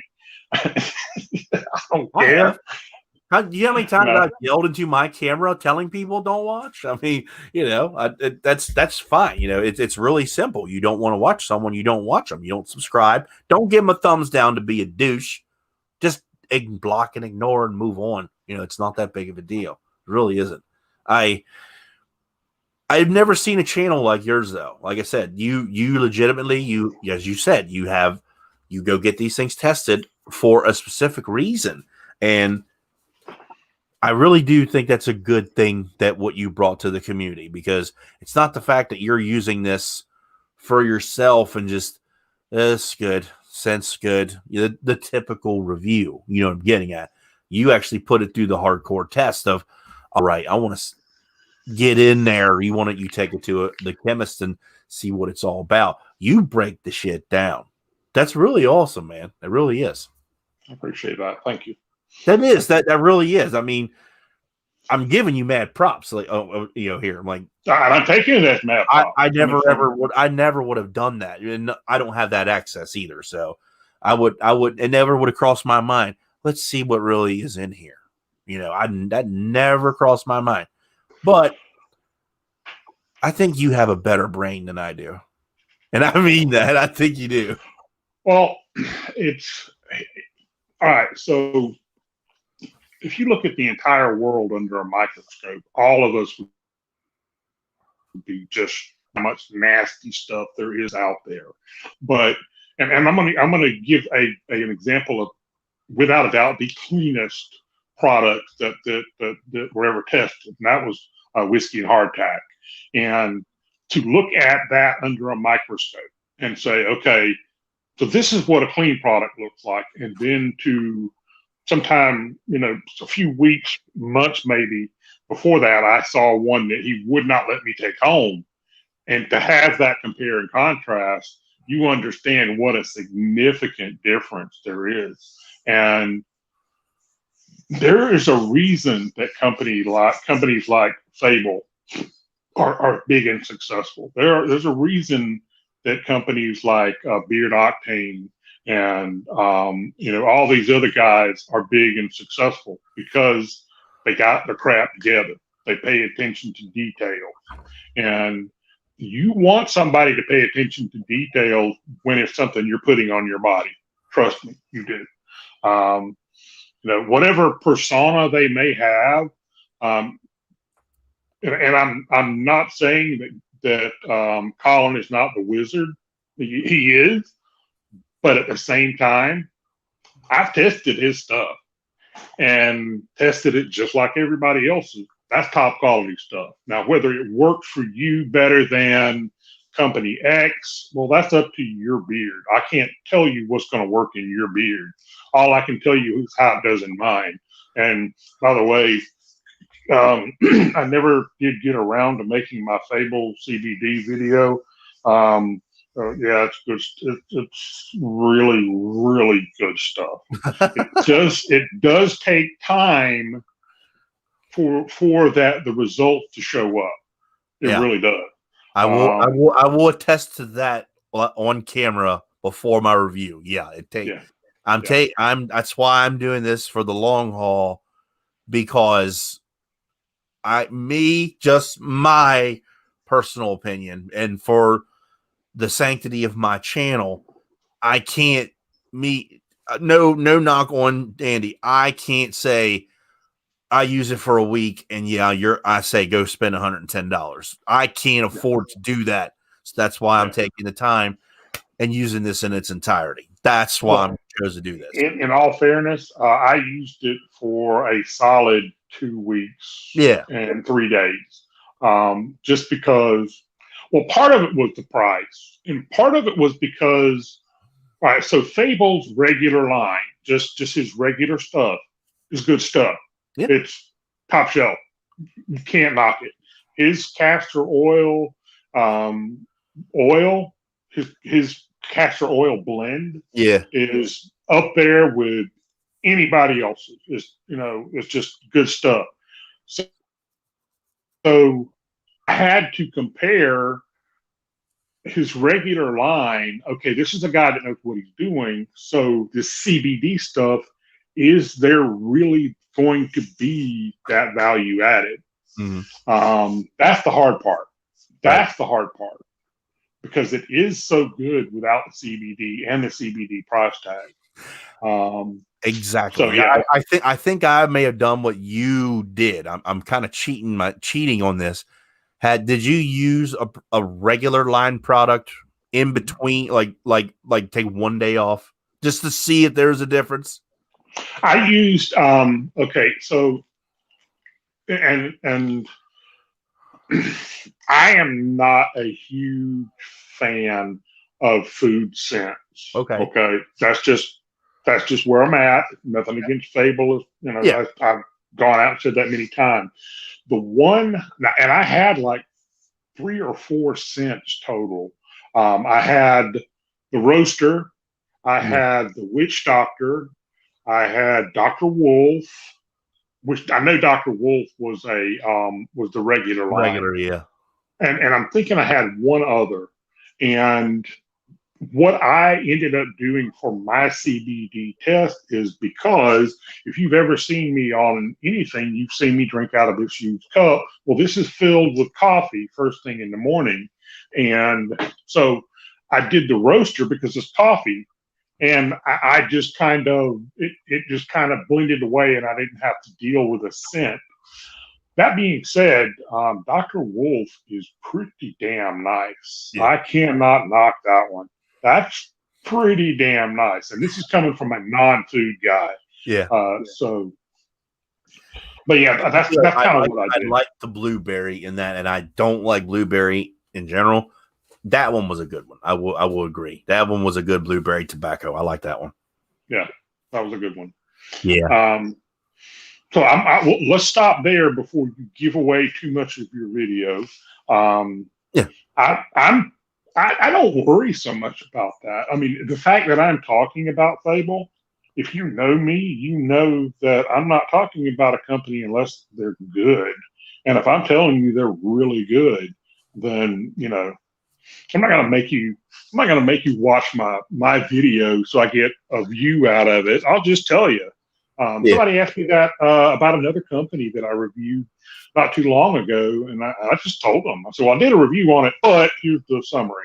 Yeah, yeah. I don't. I'm not. If someone wants to, what did you think? Because I could just say go look it up in my videos. I've got hundreds of them, but here's the video. I'll go take the time and get them linked, or whatever, or they talk to me. I try to, for the most part, but I try to leave mine direct to the point in my videos, even if it isn't so good, I want you to know, my reviews they're my opinion, and I don't just phone this shit in. I never have. I never will. There's been 2 videos that I put up on my channel that weren't so good. Barn Brand Beards, Black Rebel, excuse me. They weren't the greatest reviews. And I got a lot of negative slack on that shit. And I was being real, telling you people what I thought of them, especially Cash, and Black Rebel. That to me was the most biggest anticipated thing of this entire year. You got to give that man credit. He went all out to get to promote that, and the scent was amazing. I mean, I thought the scent smelled great, but the stuff didn't work so good for my beard, and it was on the higher price side, and I can't justify that just because it smells amazing. It didn't work very well for my beard, and I had to say that on camera. You know how much shit I got for that, and the positive, Well, I love many members of the bearded community, but peer pressure doesn't really work on me. Yeah. So I'm going to one up you. Um, I think that all right. So taking a step back to tell this story so that it has a little bit of context. I have had so many people come up to me, send me DMs, send me messages, and tell me that they absolutely loved Black Rebel Beard Company's original formula, So and did I. they hate the emu. Now, I never tried the original formula, so this is not that part is a secondhand account. So I tried I tried cash, and it didn't work too great for me. I ended up my face was like itchy toward after about 6 to 8 hours, and I had to reapply it. So that's ding, ding, ding. That's a red flag. And I thought, well, I guess this means emu sucks. Now here's the part where I'm gonna start some shit. So a couple months ago, another company that is one of my ride or die companies that I will freaking stand up, in front of the pearly gates and tell St. Paul, hey, or no, St. Peter, that this is some good stuff right here. And that's Crusher's creation. So he came out with an emu blend. I think his was either 25% or 50%. And so he just put that in at that whatever percentage with his normal caster blend, which is freaking amazing. Mm-hmm. And it worked great. So I don't know if Pedro's using too much emu oil or if his other stuff isn't as good as Crusher's. I don't know which it is, but man, I told him now this is not as good as your main line, but this is pretty good stuff. This is some pretty good stuff. And Yeah. he just did it to see how it worked. And I'm like, well, yeah, you're swimming in a bigger pool whenever you take chances like that just on a lark. You know what you're doing. It was no knock on it didn't work, and then I can't. I'm not gonna say, I'm not gonna kiss the company's ass. I'm not gonna say what you all want me to say. If it doesn't work, I'm gonna tell you, and that's the way it's always gonna be. I'm never gonna change that about my channel, and I think that's one reason why people come back to my channel, because I consider myself an old fogey. I'm not famous. I'm not one of the big boys. I'm one of you all. I don't change, and I'm not going to. And I think that's why people come back to continue to watch my stuff, because I'm gonna say, like, if I even if the scent is horrible, I'm like, this scent sucks. And it may hurt the company's feeling. I would like, this smells like cough syrup to me. Whatever they want. You have to be honest. You have to. And that's one of the reasons why I did not talk about scent at all for at least the first year and a half. Yeah. Because, I mean, there's so many people out there that do it better than I ever could. So that wasn't what I was trying to do. I mean, obviously, if you can't make beard products that smell good, you're dead in the water. You're not going to make it. All right. You got to be able to do that. But you got to have that. It's got to have some value beyond just smelling good. Otherwise, it's just diluted cologne. There have been some reviewers out there that have said they have said in their videos that scent is number one. No, it's not. Scent is a bonus. That is a very special bonus. Yeah. The quality of what is inside, that is number one. Oh, I promise you, I could point them to some very, very bad products from companies that may have a scent or two that's unique that people brag about, and I'm sure you could too. That they're so terrible on your skin, after maybe an hour, you would swear that somebody put battery acid on your face. Yeah. And you probably know exactly who I'm referring to, but yeah. I think Andy and I are both winking at each other without winking at each other. I think that's what we're doing right now. Yeah. That's what we're doing. I smell. I'm not changing the subject. I'm smelling my freaking coffee house candle sealed. Oh, freaking amazing. So you've added a new category of candle user. So at first it was the Catholic Church in the bathroom to burn off the methane, and now dudes sitting around. I think you were like the first guy to come out with candle, the first reviewer to really talk about it. Yeah, I who was it? Who sent Pete from Damn Yankee? He sent me what is now the Damn Yankee candle he makes. I had the first prototype. It was a pipe bomb. It smelled amazing, and Mandy burns candles all the time. Well, in the summertime we burn incense because we keep the windows open. But in the fall and winter, we're burning candles all. Like we have a local vendor, Keystone Candle, leather pipe and woods. I mean, yeah, that's man candle right there.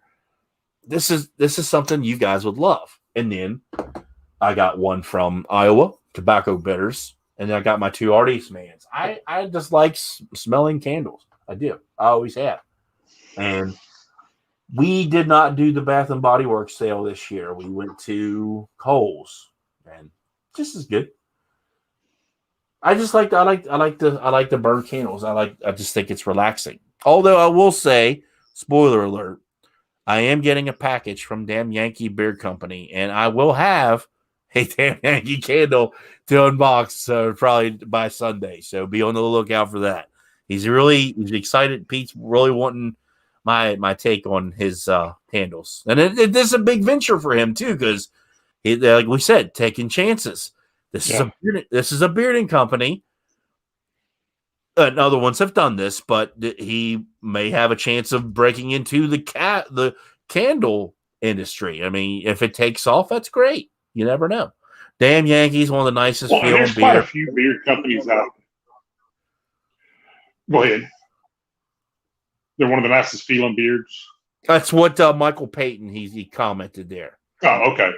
Yeah, there are companies that are doing candles now. I don't know them all. I know Iowa, Artiste, Damn Yankee. Who else? Lux is making candles now. Yeah, that's right. I'm trying to remember. That's a good question. Who else is making them? I don't know. Well, I mentioned earlier that there were 5 or 6 companies that are on my must-try list, and you just rattled off. You just gave 2 of them. Damn Yankee, and Iowa. Brian is Beards and Banjos. By the way, if you're not following Beards and Banjos, Brian Haywood, phenomenal, top shelf guy, smarter than I am by a long shot. Beard is great. Those are 2 of my companies. I also want to try Sphinx. I really want to run Sphinx through the grinder. I would love to see you test Sphinx. It's really just been I've got all these companies lined up in my head, and my methodology, I'll pull the curtain back a little bit.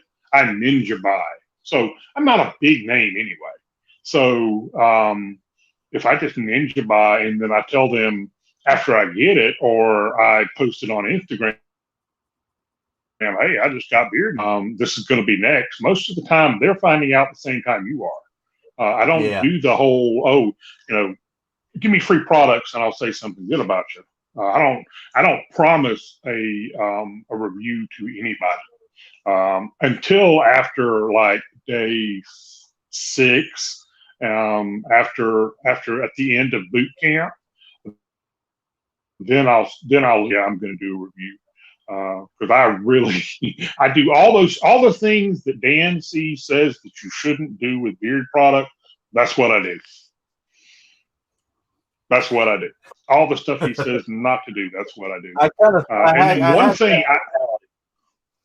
I do one day that I do what Scuba at one time advocated doing, and which quickly he got turned around real quick. But Scuba one time was talking about he didn't do oil; he just used butter. Yeah.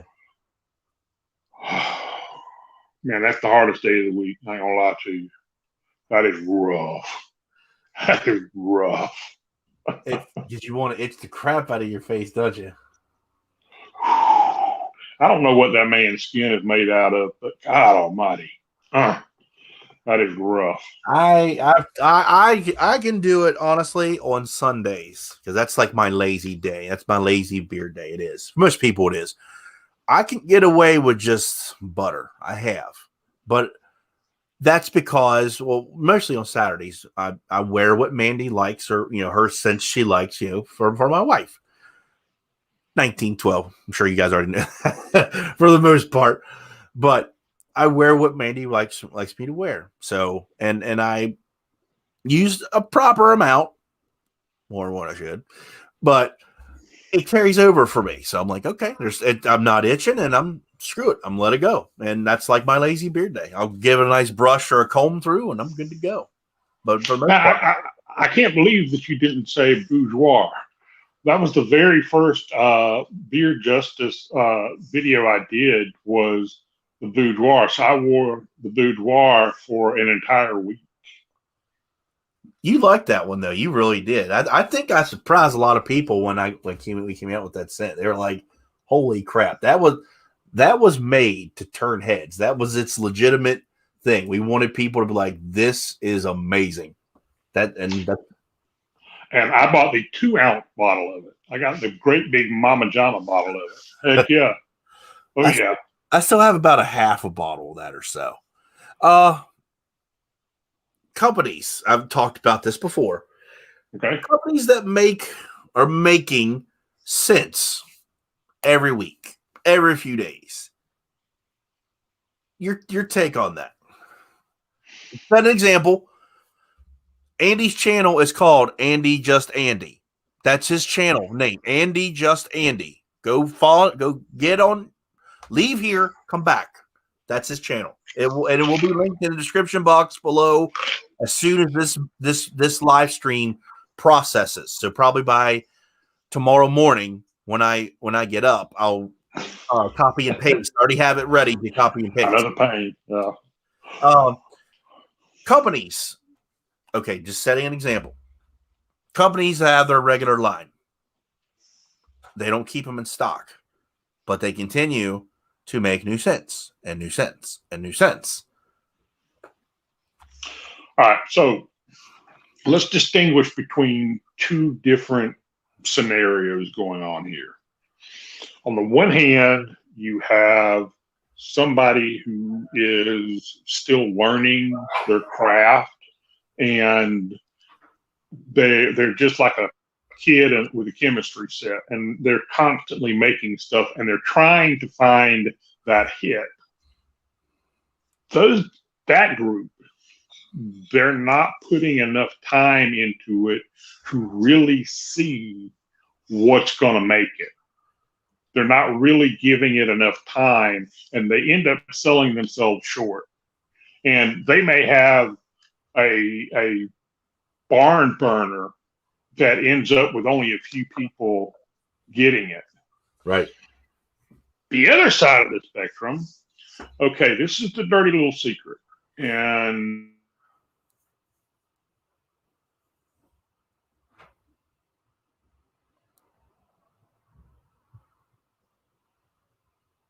I think we lost him again, everybody.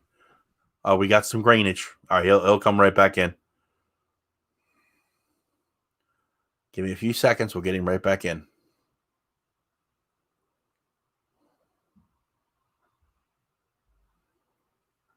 There we go.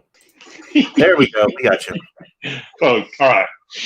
The dirty little secret is 99.9% of beard companies get their stuff from apothecaries.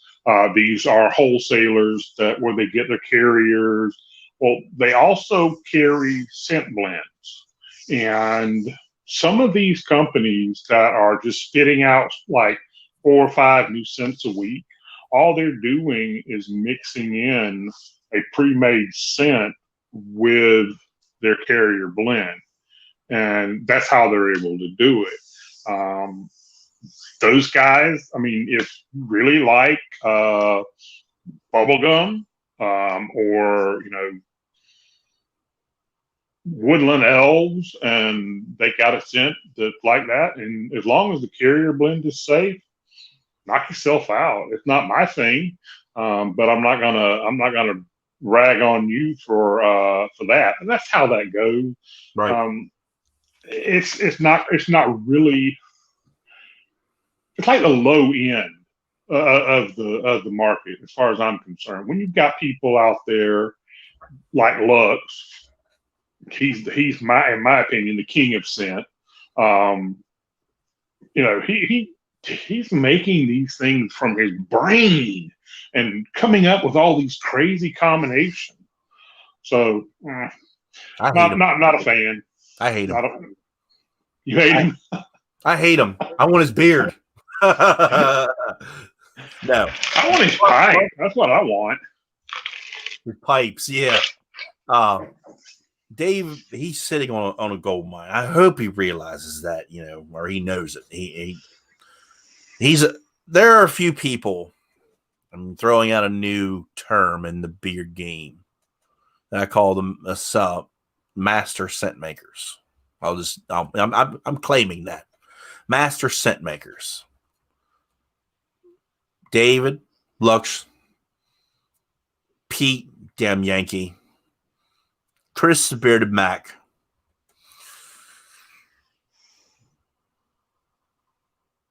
And I'm throwing one out there that people won't expect because they are hit and miss. Artist Man. Because they've done a lot with essential oils. They really have. And I really enjoy their product as well. I think that those 4 companies are master scent makers. That's just my opinion. And we got to get you on board with damn Yankee because you're a tobacco. It was never any hesitation. It was just, and I'm sure you know how it is. You get so many companies out there, and it's just, God, who do I try next? But yeah, I've got my next one in line. It's Barton. They're the number 1 requested review I've got to this day. I mean, I will review their product. I think he was either my first or second review. Really? So yeah, carriers, phenomenal. The wash, original, safe, and phenomenal. Okay. The wash is legit.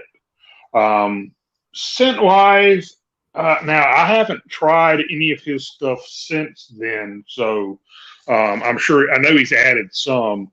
I remember my favorite scent being the Moroccan Spice. Yes, Moroccan Spice. Okay. I think you will go nuts over his tobacco though. That's what everybody tells me. You got to try. It's either that one or the smoked oud and amber. That everyone's like, you got to try those. Those are your 2. Okay. Now that one is one of the newer ones that came out after I tried him. But it's a Nicaragua. His inspiration was he went down to Nicaragua and smelled like a tobacco barn or something along that line, and that's what he tried to recreate in a scent. Okay, that makes sense. Not my particular. I'm very particular about the tobaccos that I like and don't like. Yeah. So if you like cigar tobacco, you will go ape. Okay. You will literally lose your mind. Okay. Definitely. Like I've always Ben Taft and myself, I really liked when he did a review on my scent with Damn Yankee, which is Panama.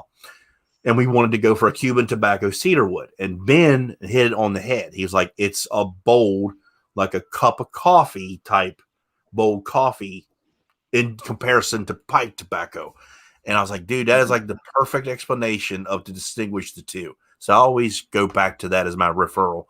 And I like smelling different people's tobacco leaf, pipe tobacco, Cuban cigar. There's so many different types. Andy, do you test all the products? Wash, conditioner, and butter and Boss from Russ Young? Yes. Yes. Wash, conditioner, if I have them. Right. In my video, I'll tell you what I have. So Yeah. if I present it, then yes, I did test it. There's several of them that didn't have, like with Barden, and I don't know if he does now or not, but he didn't have a co-wash for me to test. Some of the companies that I tested didn't have. I personally don't. I don't want to say fool with. I don't go through all of that effort if they don't have a butter. I don't wear balms. I'm very and if you know anything about me, you know I'm kind of anti beeswax because if you look at my beard, I don't really have a use when I live in Southwest Georgia for beeswax in my beard. So if I I got to ask you, because you brought up one of my next questions, and I think you, to you in general, is beard balm dead to the bearding game? And because no, I don't think so. I think well, I if asked that question because I see less and less people using it, reviewing it as well. It's not in a negative way. It makes me wonder if. Well, see, I've had a beard for 30 years and change, so my beard was already as long as I could wear it, and it be and it's still be cut by my largest guard. Okay, I wore that for decades before I found out anything about beard products at all. Right. So almost immediately, I was outside of the realm of having flyaways.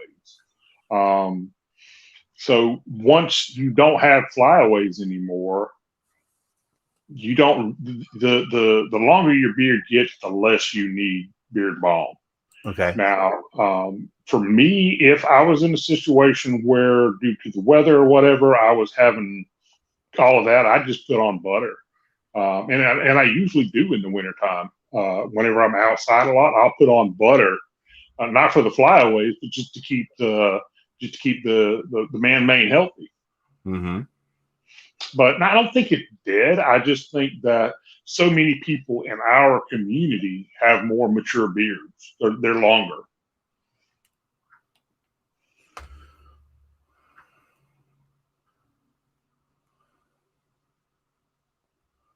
Hello, you're not working.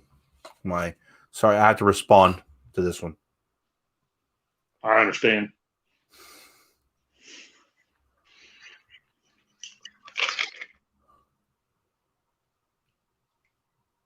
Attention. I'm doing this live. Yes, I am. Attention, Instagram followers. I am over here on YouTube talking to Andy, just Andy. He's waving to the Instagram family right now. We are live on my YouTube channel. I am getting ready to do a Chicago comb giveaway on my YouTube channel in a few minutes. Get over here. You might win some combs. See you there.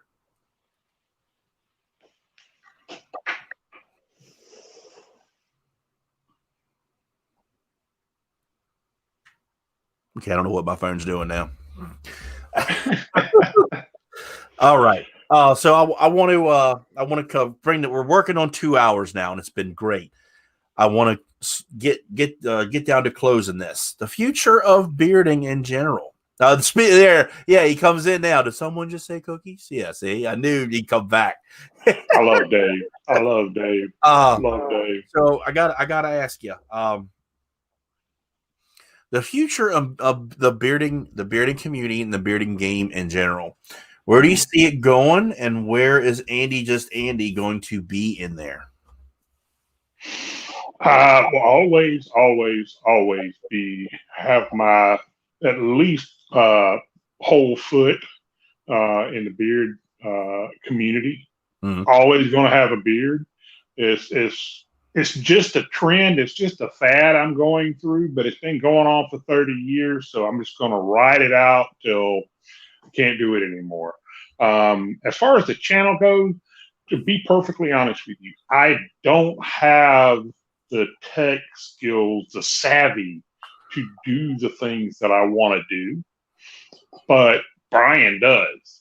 So anytime I come up with an idea, I run it across Brian because he and our personalities just jive. We're different, but we work together.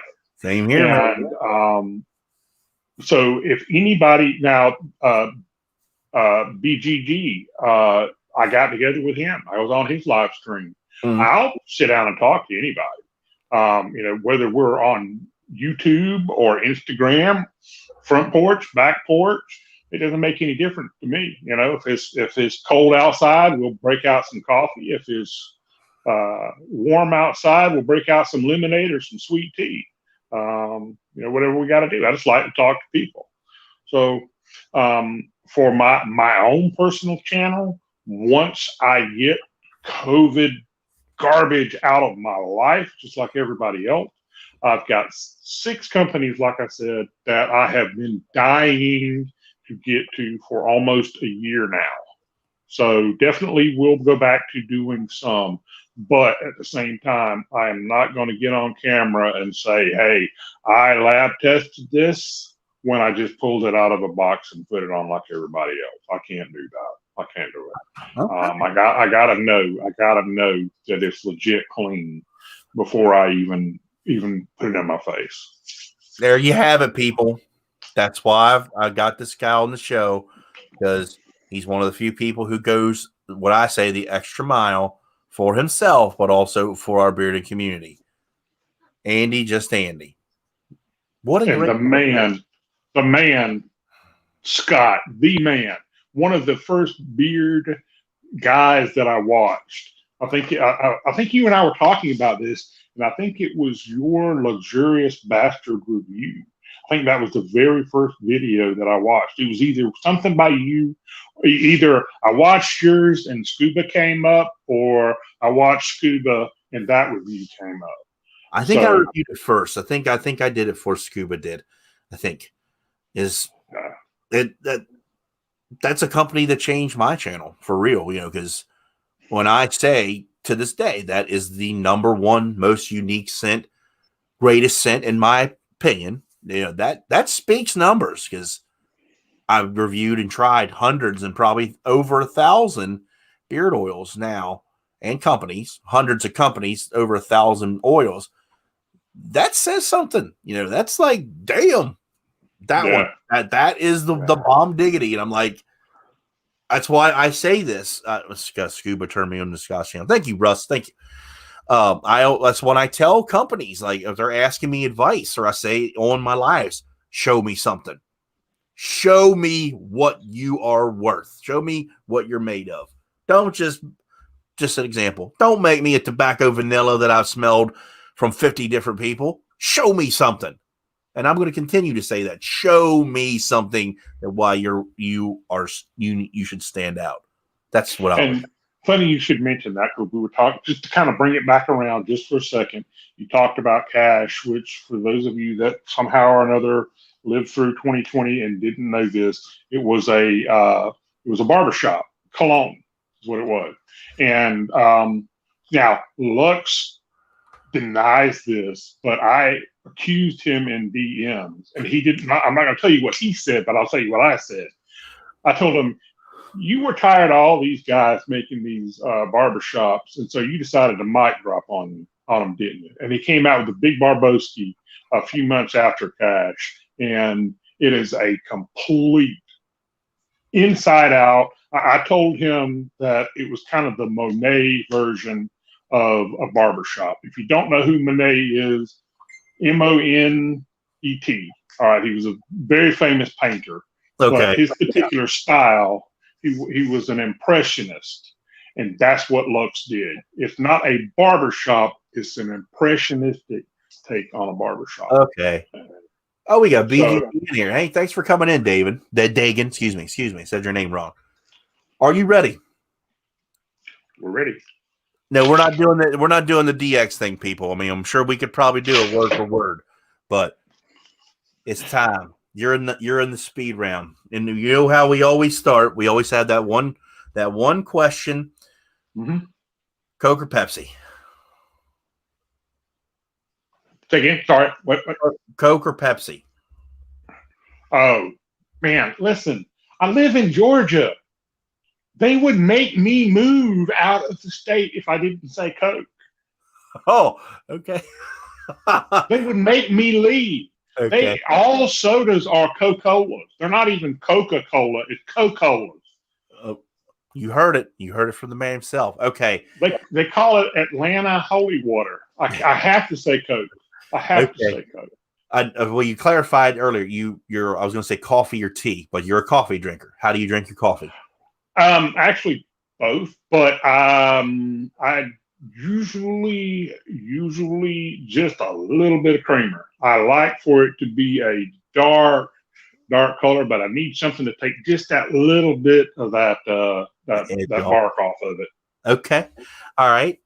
Oh, we're gonna switch it up here. You are a wrestler. This is a situation question. You are a wrestler. Your final match. Who are you fighting? Who's the ref? Who's commentating? I'm a wrestler. Ooh, Undertaker. Okay. No doubt. The guy is, man, he's wrestled longer than God's been alive. A ref, Earl Hebner, of course, Earl Hebner. Whoa. Who is announcing?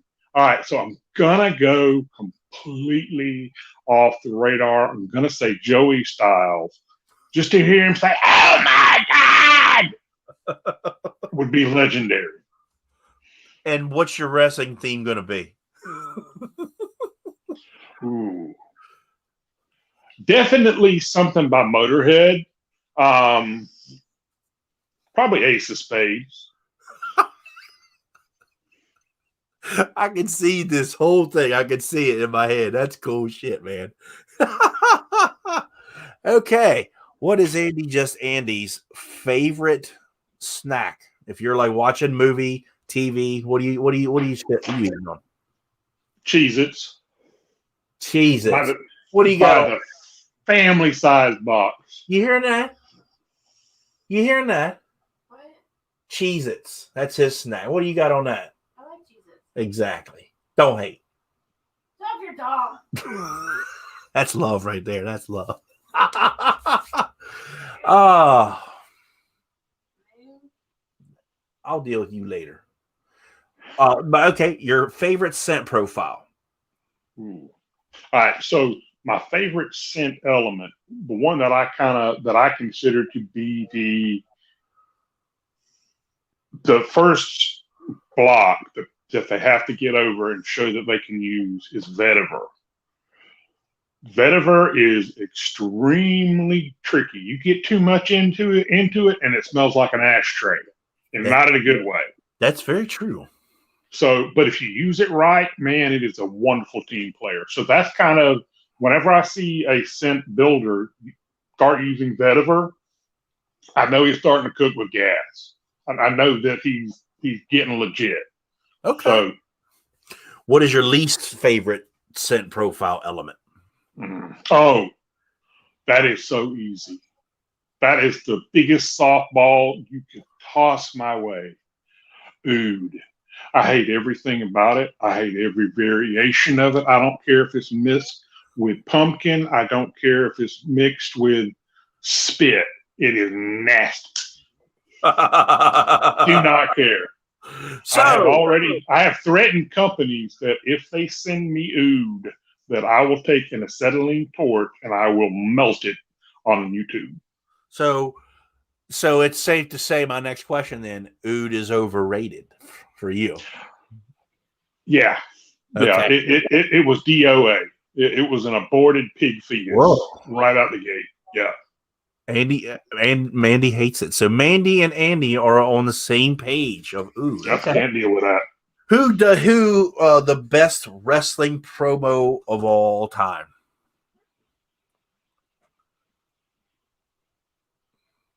Ooh. Ooh. That is hard. I mean, because you want to go the low hanging fruit would be somebody like Ric Flair. But no, I'm going to go back to the Rowdy one. Roddy Piper, whenever he was doing promos, was just amazing. So this is not to take anything away from Stone Cold Steve Austin, because Austin was amazing. So was Mick Foley. Mick Foley was incredible too. So I would have to take one of those guys. Just for sheer number of gimmicks that he sold, I'm going to take Mick Foley. Mick Foley because he had Mankind, he had Cactus Jack, he had Dude Love, and then finally he just did Mick Foley. Yeah, that's true. He had four brains to deal with. That's true. I didn't think of that one. Yeah, you cannot exclude him when you say that. I'll say me. Dusty Rhodes Hard Times. That's one of the greatest promos ever. That's amazing. Ooh, yeah. That's Hard Times. Oh man. Because I'm old school and new school. Yeah. I'm gonna honestly say for new school, it's a tie. First one, CM Punk delivers the pipe bomb. If you ever seen it, so they gave him a microphone and he just let it out. Mm-hmm. That is amazing because he didn't care. And number 2 is when AJ Styles left TNA because that was real. He's fuck you, see ya, bam. That was one of the best 5 minutes because he's like, screw you, I'm gone. That actually happened because they didn't know what he was going to do. They didn't. That was great. I was like, yes, he left. And then he had to come back and job and lose the title. That was so great. Now the another, and this one is kind of underground almost, but whenever New Jack first started, he started in I think it was Memphis. It may have been Ohio Valley, but Jim Cornette was the promoter. Yeah. And when New Jack first started, you talk about a all-timer great heel promo. Oh man, here's this guy that's supposed to be this inner city gangster, this gangbanger, and he is in rural white America and he's saying, I hate white people. Oh man. Yeah, he did. You're right. Are you more of a Friday night pizza guy or go out to eat at a nice restaurant guy? I'm more the go out to eat kind of guy. I like all kind of food. My favorite food is sushi. So You hear that? She's hearing me. She's not paying attention. He's a sushi eater too. You didn't eat sushi to me. Oh yeah. I never ate it. It's not my fault. I never had sushi till almost 5 years ago when I met Mandy. I just never ate it, so it's not my fault. I like it. It's good. Okay. Let's get you a beard one because I'm trying to do these and not all wrestling beard. Okay. I don't know if you use a beard brush, so I'm going to say you don't. You're a beard comb guy, right? I actually have a round brush that I use for heat. Right. But if I'm not using heat, I have a comb that looks like the cheap generic bargain bin on one of those combs that you held up not long ago. I think you called it a shower comb. Chicago comb. This is a carbon fiber. I am drooling on that comb. whenever you posted that picture on Instagram and I reshared it, I started looking at that and I'm like, man, that is the adult version of the ridiculously large pink comb. That's styling right there, man. That would be what I would use. Yeah. All right, we're going to talk about these here in a little bit. Then, so you are a comb guy, but you're okay. A wooden comb, a Kent comb, but you haven't used this. So we're going to go oxhorn, Kent, or wooden. Kent. Kent. Yeah, I don't know. Yeah, the oxhorn and the wooden, it just they swell up whenever they're wet. Yeah. And they never seem to last all that long. Okay. All right. If you can always go back on my Instagram, you'll see a picture of a wooden comb, a beautiful, beautiful sandalwood comb that my Rottweiler, ate on. She just chomped it. True story. It's on Instagram. I can't make it up. Yeah, it was posted forever ago. Okay. Are you a porter or whip butter guy? Ooh. I'm gonna lean whipped. It depends on the company, but especially if it is a more fuller bodied butter, I prefer it to be whipped just because really, really hard butters, if they're poured, are a lot more stress on the beard putting them in there. And I don't like to pull on my beard too much. Okay. You got to eliminate one. Okay. Beard butter or in shower beard conditioner / co-wash, whichever you call it. I'd have to get rid of the co-wash. Okay, I'm seeing that's not to get rid of it from any. I'm trying to come up with different questions, and I'm seeing that people. Yeah, I don't want to give up my co-wash or my conditioner, but I gotta have butter. Have butter. I'm seeing people are preferring to use butter more than the in shower conditioning, and that's fine. That's totally fine because I always ask different. I got the beard balm dead question from Code there. And I was like, that's a good question. I started asking people that. I would, and again, I don't think balm is dead. I just think that I think it has its place, and I'm at a different place. What type of balm do you like? Well, see, that doesn't exist because by definition, the first ingredient on balms is always beeswax.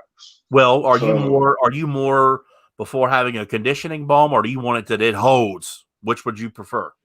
I've always gone with the wild look. I like for it to be free and move. So I don't really like hold.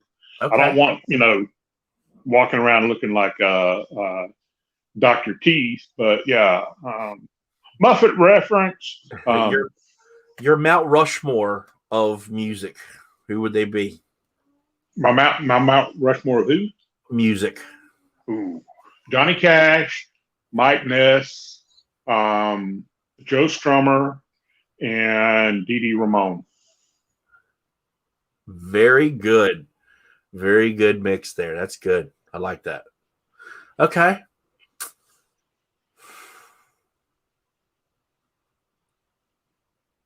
Pineapple on pizza? Pineapple on pizza?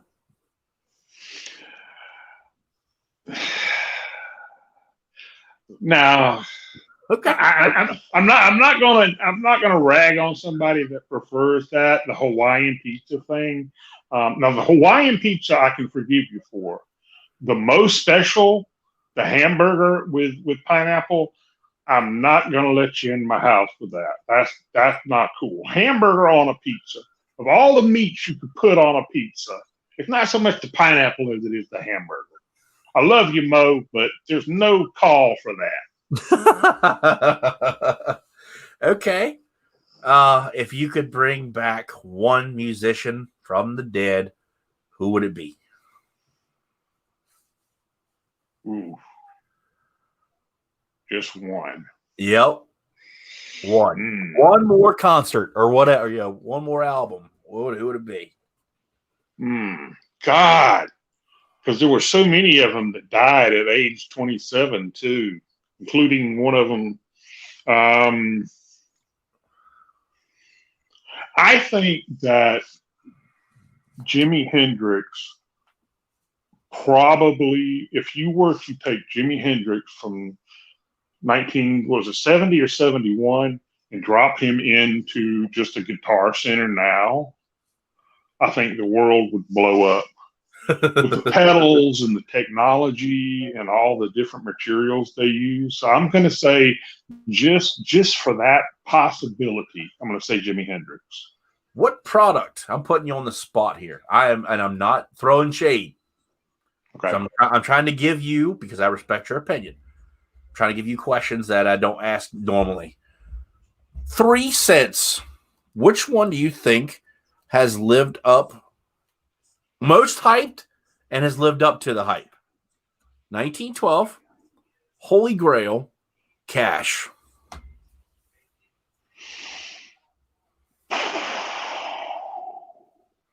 Definitely met the hype. Definitely deserves the hype.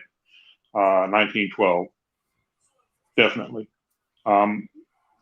Potentially now, after it's been out a while, I think that the hype has gone down from where it should be.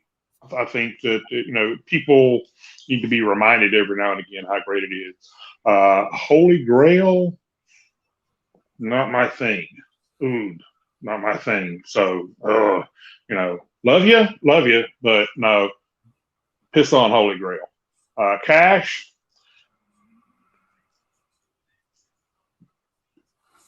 it was done differently. Okay, just a cent was done differently. Yeah. But the original barbershop cologne, to me, the first one I found was Han Yocker's Avenue Blue. Yeah. Now, he did it the exact opposite way. Avenue Blue starts off as a barbershop, dries down into a cologne, and you're like, oh man, I'm wearing a cologne. Cash does the exact opposite. It starts off as a cologne and dries down into a barbershop. You're right. You're exactly. So I'm going to say that one was overhyped. Not knocking on Black Rebel, but that one got a lot more hype than anybody really could live up to. One beard oil scent forever on the spot. What's it going to be? Ooh. You got to pick one. I'm putting you on the spot. Just one. It would have to be. Okay. So it would have to be one of the Polo mimics from Beard Justice. I'm going to say Love Jones, just because that one, pretty year round. Wow, pretty year round. You're the first person to pick a cologne for one oil forever. Wow, that's cool. I'm a cologne whore. And beard owners know it. Companies that I work with, they know if they can say that word, that they've got my attention. Okay, that is true. I didn't think about that. Okay, your favorite ice cream to eat? I'm gonna go old school here. Gonna go old school, Rocky Road. Okay. Your peanut butter and jelly sandwich. What type of peanut butter? Crunchy or creamy? Creamy. Definitely Peter Pan. There's a processing plant not far from my house. I live in Georgia, so peanut capital. Creamy. Yeah. Gotcha. Jelly. Strawberry preserve. Ah! Your face. And what type of bread? I got a little bit of lag there. What now? What type of bread? I like that really thick, chewy bread. Brioche, I think, is what is. Okay. I can't remember the name of the company, but it's something that's come out fairly like Nature's Own. They've got these artisan blends, and they make a thick brioche bread, and it's kind of sweet, and it's a little bit chewy. Oh, that's some fire there. For PB&J, definitely. 3 wishes. What would they be?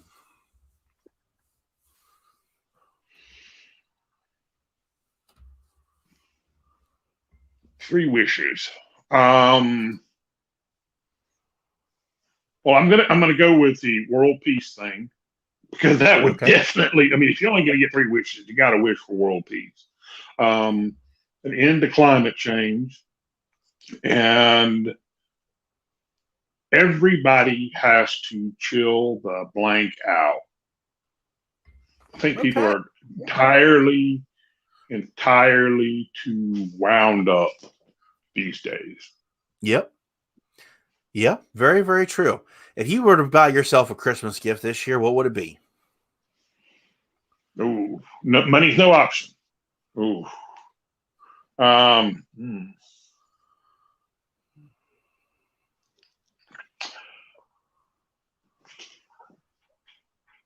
I would want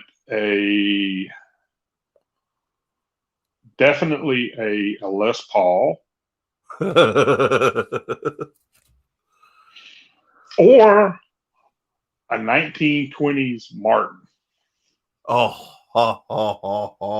man. And I don't care if it's an archback or a traditional. Don't care. Man, okay. It can be a Jag. It can be a Jag. I will take the one that is less desired. What is your favorite guitar amp or dream guitar amp? Well, you got to go Marshall. Really? Really?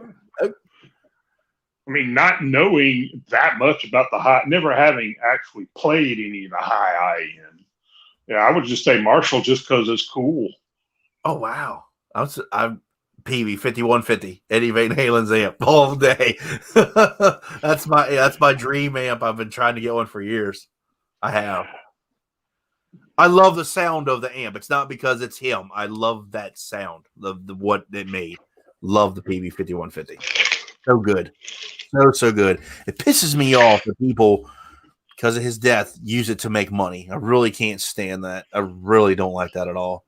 Well, I mean, okay, so when every time a great musician dies, that happens. Okay? Oh, yeah. Now, for those of you who really aren't into it, Prince was arguably one of the greatest musicians in our generation. That's fact. I mean, across the board, he could play any instrument. He could write. He could produce. He could sing. If you look at what was it? It was rock and roll induction. He did "While My Guitar Gently Weeps." You have all these great guitarists on stage, and who's playing lead? It was Prince. Right? When he died, they did that. When Tom Petty died, they did that. When Eddie's died, they did that. And of course, the record companies have been doing that crap forever. Whenever John Lennon died, they did all that stuff. So, yeah. Okay. All right. I'm putting you on the spot again. One of the companies that you want to try. Oh, well, we kind of already covered that. Let me think of one we haven't mentioned. About Damn Yankee. We talked about Iowa. We talked about Spinks. Who else have I not tried? It's tough, isn't it? Man, I'm kind of stumped.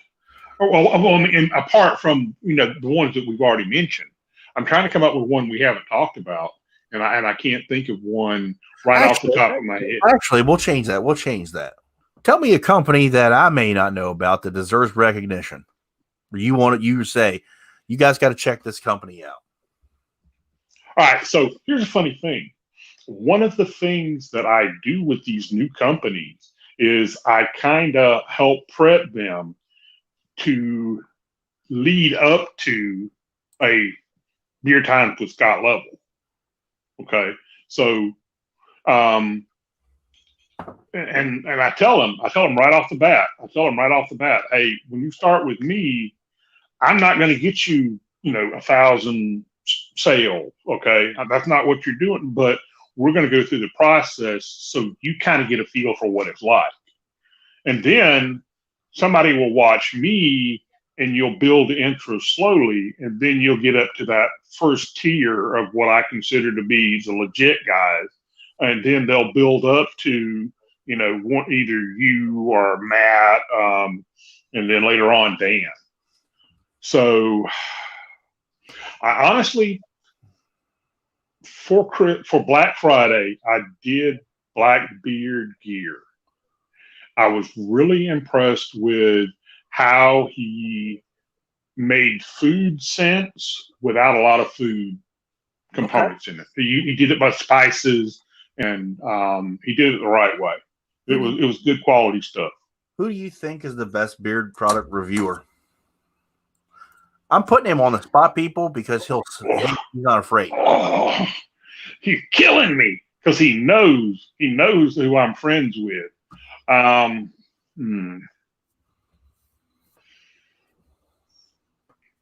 Best reviewer.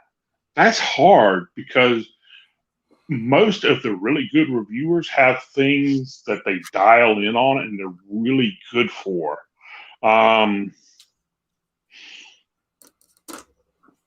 Because if I was just going to go straight up on the science side of it, I would say Dan. If I was going to say who do I almost always agree with as far as what works in my beard and always works in theirs, I'm going to say Scott. If I'm going with scent, just pure scent description, I'd probably say Barbados Joe. Oh, wow. If I'm going to say most likable guy, I would say Mo. If I was going to say, you know what? I'm going to go with my boy Brian. I'm going to say Brian Haywood. Just tapping out, because he's all around. He's very thorough. He gives it to you in a balanced, broken down kind of way. And it's more like watching the news than it is watching a salesman. Okay. All right. But yeah, I mean, as far as who beard tend to agree with my beard more, it's probably me and you. Yeah. Really? Yeah. I think it's because we have the featherweight. If you say something, oh yeah. Yeah, our beard. Rock what you got. They look thick and dense, but they're actually like really light haired. I think we have hair. I do. I can like a lot of you guys. I appreciate the comment. My beard's looking good. I can make it look really good. When if you dial in, it doesn't look that good. It really doesn't. One last. You know what? Go ahead. No, you first. What I was going to say was there's actually Brian and I are talking about different content we're going to come up with, and one of the ideas that I'm going to pitch to him. So if he's watching this is the first time he's hearing it. How to prep your beard for a video. Okay, that's a good idea. Actually, it really is. It is a good idea because I will say that there are some reviewers they're camera ready, and that's cool. That's fine. Sometimes I do, sometimes I don't. It just depends on what kind of mood I'm in. That's yeah. Last question of the night. Do it. Greatest wrestler of all time. Greatest who? Wrestler. Ooh.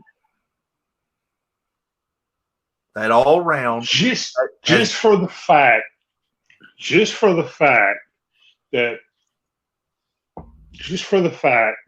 that people were genuinely scared of him.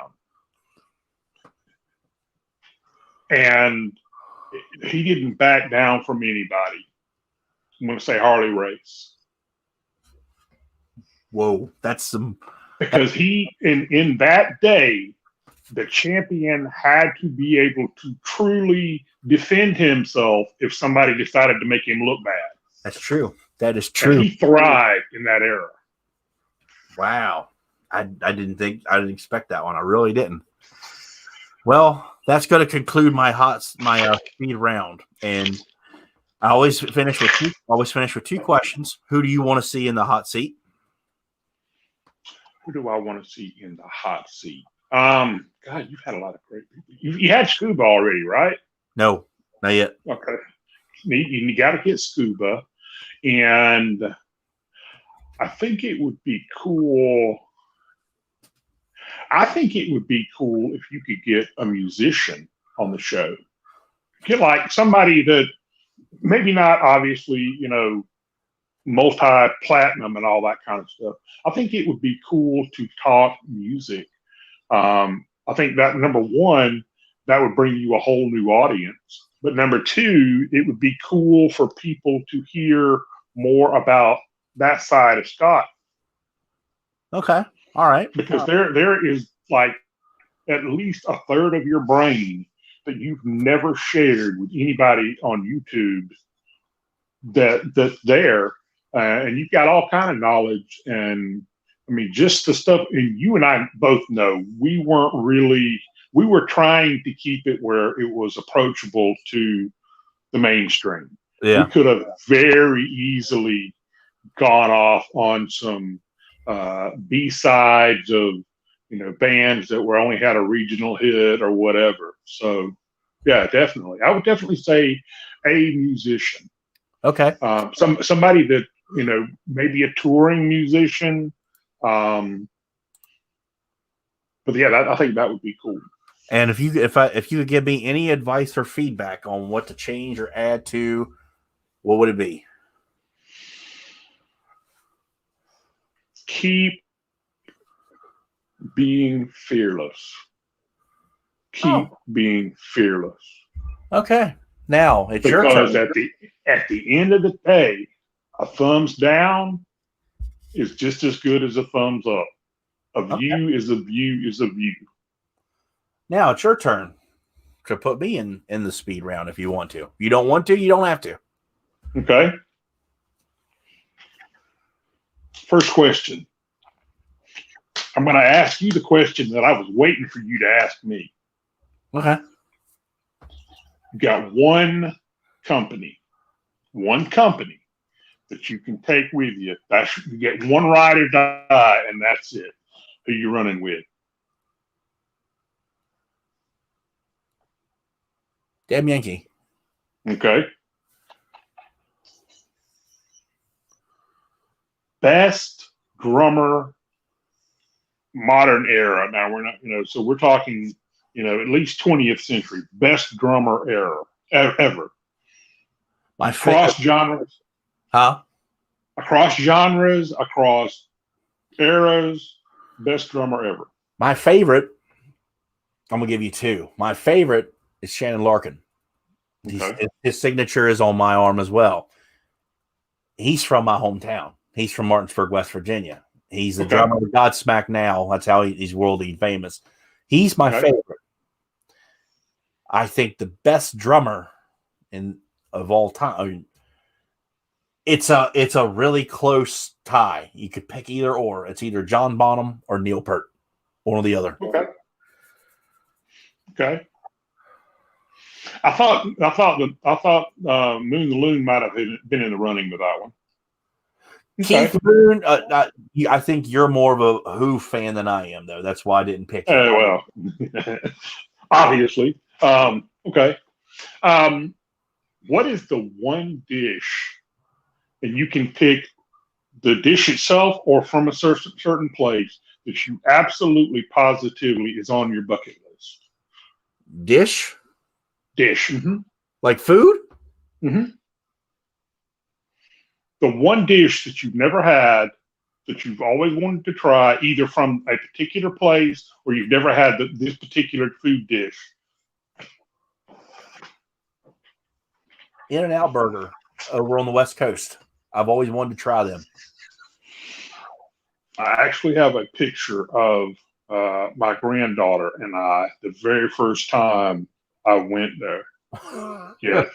In-N-Out Burger. I can honestly say that would be what I would choose. I've heard nothing but great about it. And I got to tell you, it's the best fast food burger I've ever had. That's what I've always heard, man. Now, is it as good as you taking your own ground beef and going out on the grill and you picking the lettuce and the cheese and all that? No.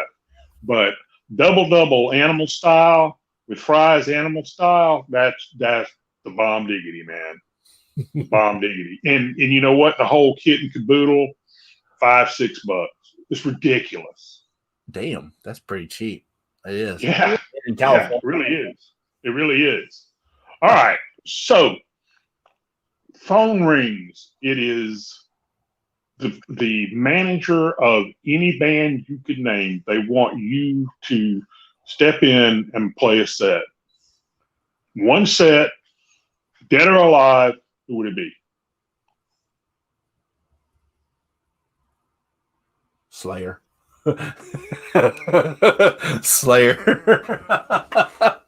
I can't help it. They're not even my favorite band. My favorite band is Stained. Always will be, because I love everything they made. But Slayer. That would be the be all end all right there. It's like I'm going to California. Like, see, I gotta go. I think you would be very tired at the end of that set, though. Well, that's what I'm used to playing for hours at a time. You know, it was. I love playing metal. It was my thing.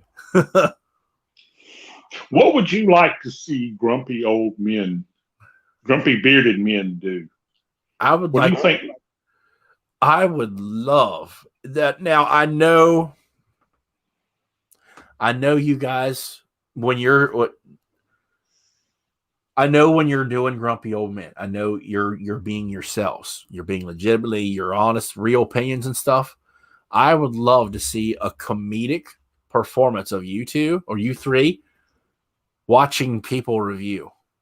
Like, you know what the hell he's talking about. Like, legitimately be the grumpy old men from the movies and just tear my videos apart. The only concern is that Brian is afraid that if I really get going, that he would get demonetized. That's the only. Yeah. I think that's his only concern. Because that'd be good too. The bloopers, that would be hilarious. It would be. Well, we've broached that. We've talked about live streams just the other day. Which honestly, well, it's the difference between studio music and live performances. And when you're doing that studio stuff, you have time to think about it. You've got editing. You can take out the boring bits. But live, you got to be live. And I'm afraid he's worried I'll get too much caffeine in me, and just. Brian is my brain. I still tell him that he's my brain. He is the coolest, one of the coolest guys that I have met. He is. While I've been doing this, he's definitely he's kind of got. He and Dan have somewhat of a similar personality. They do. They've got this kind of just levelness about them. And they're both teachers, and they can't read. I mean, yeah. That's all I can tell you guys. That's all I got. I don't think either one of them have a tattoo on their body, but hey, Dan has one. Dan has one. Yes, he does. Yes, he does. Okay. All right. Well, that's all I got, man. Scooter, you beat me down. You wore me out. Well, we have a comb to give away. Awesome. We have a comb to give away, and you're going to pick the winner, or however you want to do it. The winner, this is how it's going to roll, guys. Ted from Chicago Comb, he actually called me. FaceTime called me, which I'm famous for doing. Called me Saturday morning, and he said he wanted to do a giveaway tonight. So what we're doing, he chose this one because I spoke highly of this. This is their number 8 comb. It looks exactly what you see. Trying to get out of the way. There. It's a carbon fiber comb. You can hang it in the shower. You don't have to use it in the shower. I prefer using this in the shower. And I even said it on camera that I told Dan C. he was stupid. And I manned up to it and said, you're right. I now carry a comb in the shower. And this is the one. The winner will receive this comb, and you get to pick one of your choice. Either the number 1, the pick, or the number 6, 7, whatever it is. I always get it mixed up. Number 6. You get to pick one comb of your choice of the carbon fiber series, and you get the big shower comb. There you go. So you're getting 2. How we going to do it? Random number generators tend to be kind of lame. And any question that we could come up with would be, oh, I know a good one. All right, so the name of that song that you put up, the video that you from your band that you posted. Oh, the one I use all the time? Yeah. What's the name of that song? That ought to be one. That'll be a true Beer Times with Scott fan. I highly doubt anybody's going to get that. But they can look it up. Right. All right. Well, okay. I used to be in a group, and if you go back and watch my old musical intros, there was a song that I wrote. What was the name of the song? I highly doubt anybody's going to get that. There's only 7 of them in here. Let me go over here to the YouTube box. I highly doubt that, but I'm waiting to see. No one has said a word. They probably have no idea what it is. They're looking, but that's okay because we told them that I just told them that you posted it on your YouTube channel. Oh yeah, I did. I do from time to time. I just don't use it that much anymore. Misplaying that music, man. It was such fun. And I had a great female singer too. Man, she was awesome. Sucks that we ended how we did. But I'm going to be honest with you. I'm kind of that exception. I really like female singers. Oh, I do too. I mean, I would. In the I can think of. I mean, the Wilson sisters. Both of them could anyway. Yeah. Just tear it up. Joan Jett. Love listening to her. I'm not going to lie. 70s and 80s, my crush was Stevie Nicks. So yeah, I'm all about the female singers. All right, guys, we're gonna do this. And we're gonna do it fair because nobody's found it. No, we're gonna. They suck. All right, I'm doing this on Google. Andy, you're participating too because I know you want to try these. I'm doing a random number generator. Don't put a number in yet. Do not. I'm going to type in 3 dots and then you type. We're going to give me a second. Random number generator. There's What's 8. the range? We're going 1 to 100. Okay, give me a second. I hit generate. I did not look at my screen. Ready? Go. There.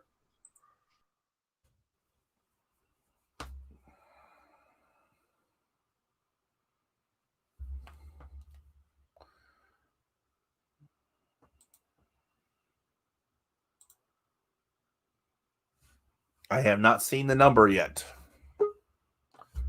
Oh, shit. I sent it to you in private chat and I booted myself out. Genius. Well, I hate to tell you guys, it's from 1 to 100, and there's only 7 of you in here. 8 of you. Keep commenting until I see it. 1 to 100. There's only 8 people in here, so I think it's fair. You guys can keep guessing until I see the number.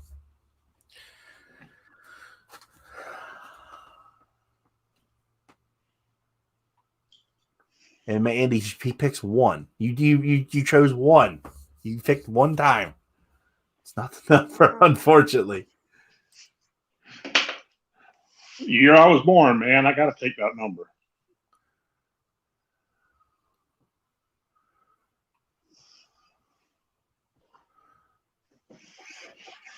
I'm going. I'm looking. I'm not seeing it yet. Oh, and I will clarify. I forgot to clarify this. You must live in the United States. It was asked by Chicago Colm themselves. So just telling you guys, I'm not seeing it. Still not seeing it. Wow. Seeing numbers pop up left and right. but the lucky number isn't there. No. I'm looking on the YouTube screen, so they're popping up in real time. I haven't seen it. I know. There it is. Camo Cam, you are the winner. You were the number 13 was the winner. Camo Cam. Every time I'm in a live stream, Camo Cam is there, and Cam wins. I know. He seems to think that I'm not seeing it. He's winning all the time. He's like giveaway winner of the year this year. He is. Okay. And I have not seen his avatar with him having the pompadour yet. So Camo Cam, you win cool hair and the Chicago comb. Yeah, that's true. So Cam, what you're gonna receive, you're gonna get what I call the shower comb, and you pick either the 1, the 6, or the 7. You get to choose whichever from Chicago comb, and direct message me. Tell me which one you choose. I think I have your address, but send it to me just in case. You pick out the one you want, and we'll get it to you. I honestly have not won a whole lot, and my hair is a lot different than my profile picture. Well, Camo Cam, you're getting a shower comb, and you get a choice of another from the carbon fiber series. Text me which one you want, and text me or mess me your address. You're the winner, my man. You earned it. Well, guys, we're working on a 3-hour session here. And I'm gonna say thank you to you, Andy. This has been fun. I've had a good time doing this with you. This has been. I wanted to have a conversation with you for years now. It's like this dude he's an interesting dude.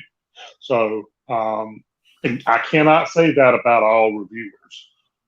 There's a lot of reviewers that really aren't all that interesting to talk to, much less their reviews. So I appreciate it, man. And that's fine. You know what? I'm not going to knock any reviewer at all. Normally, I do. I'm not going to lie because I'm a foul mouthed guy, but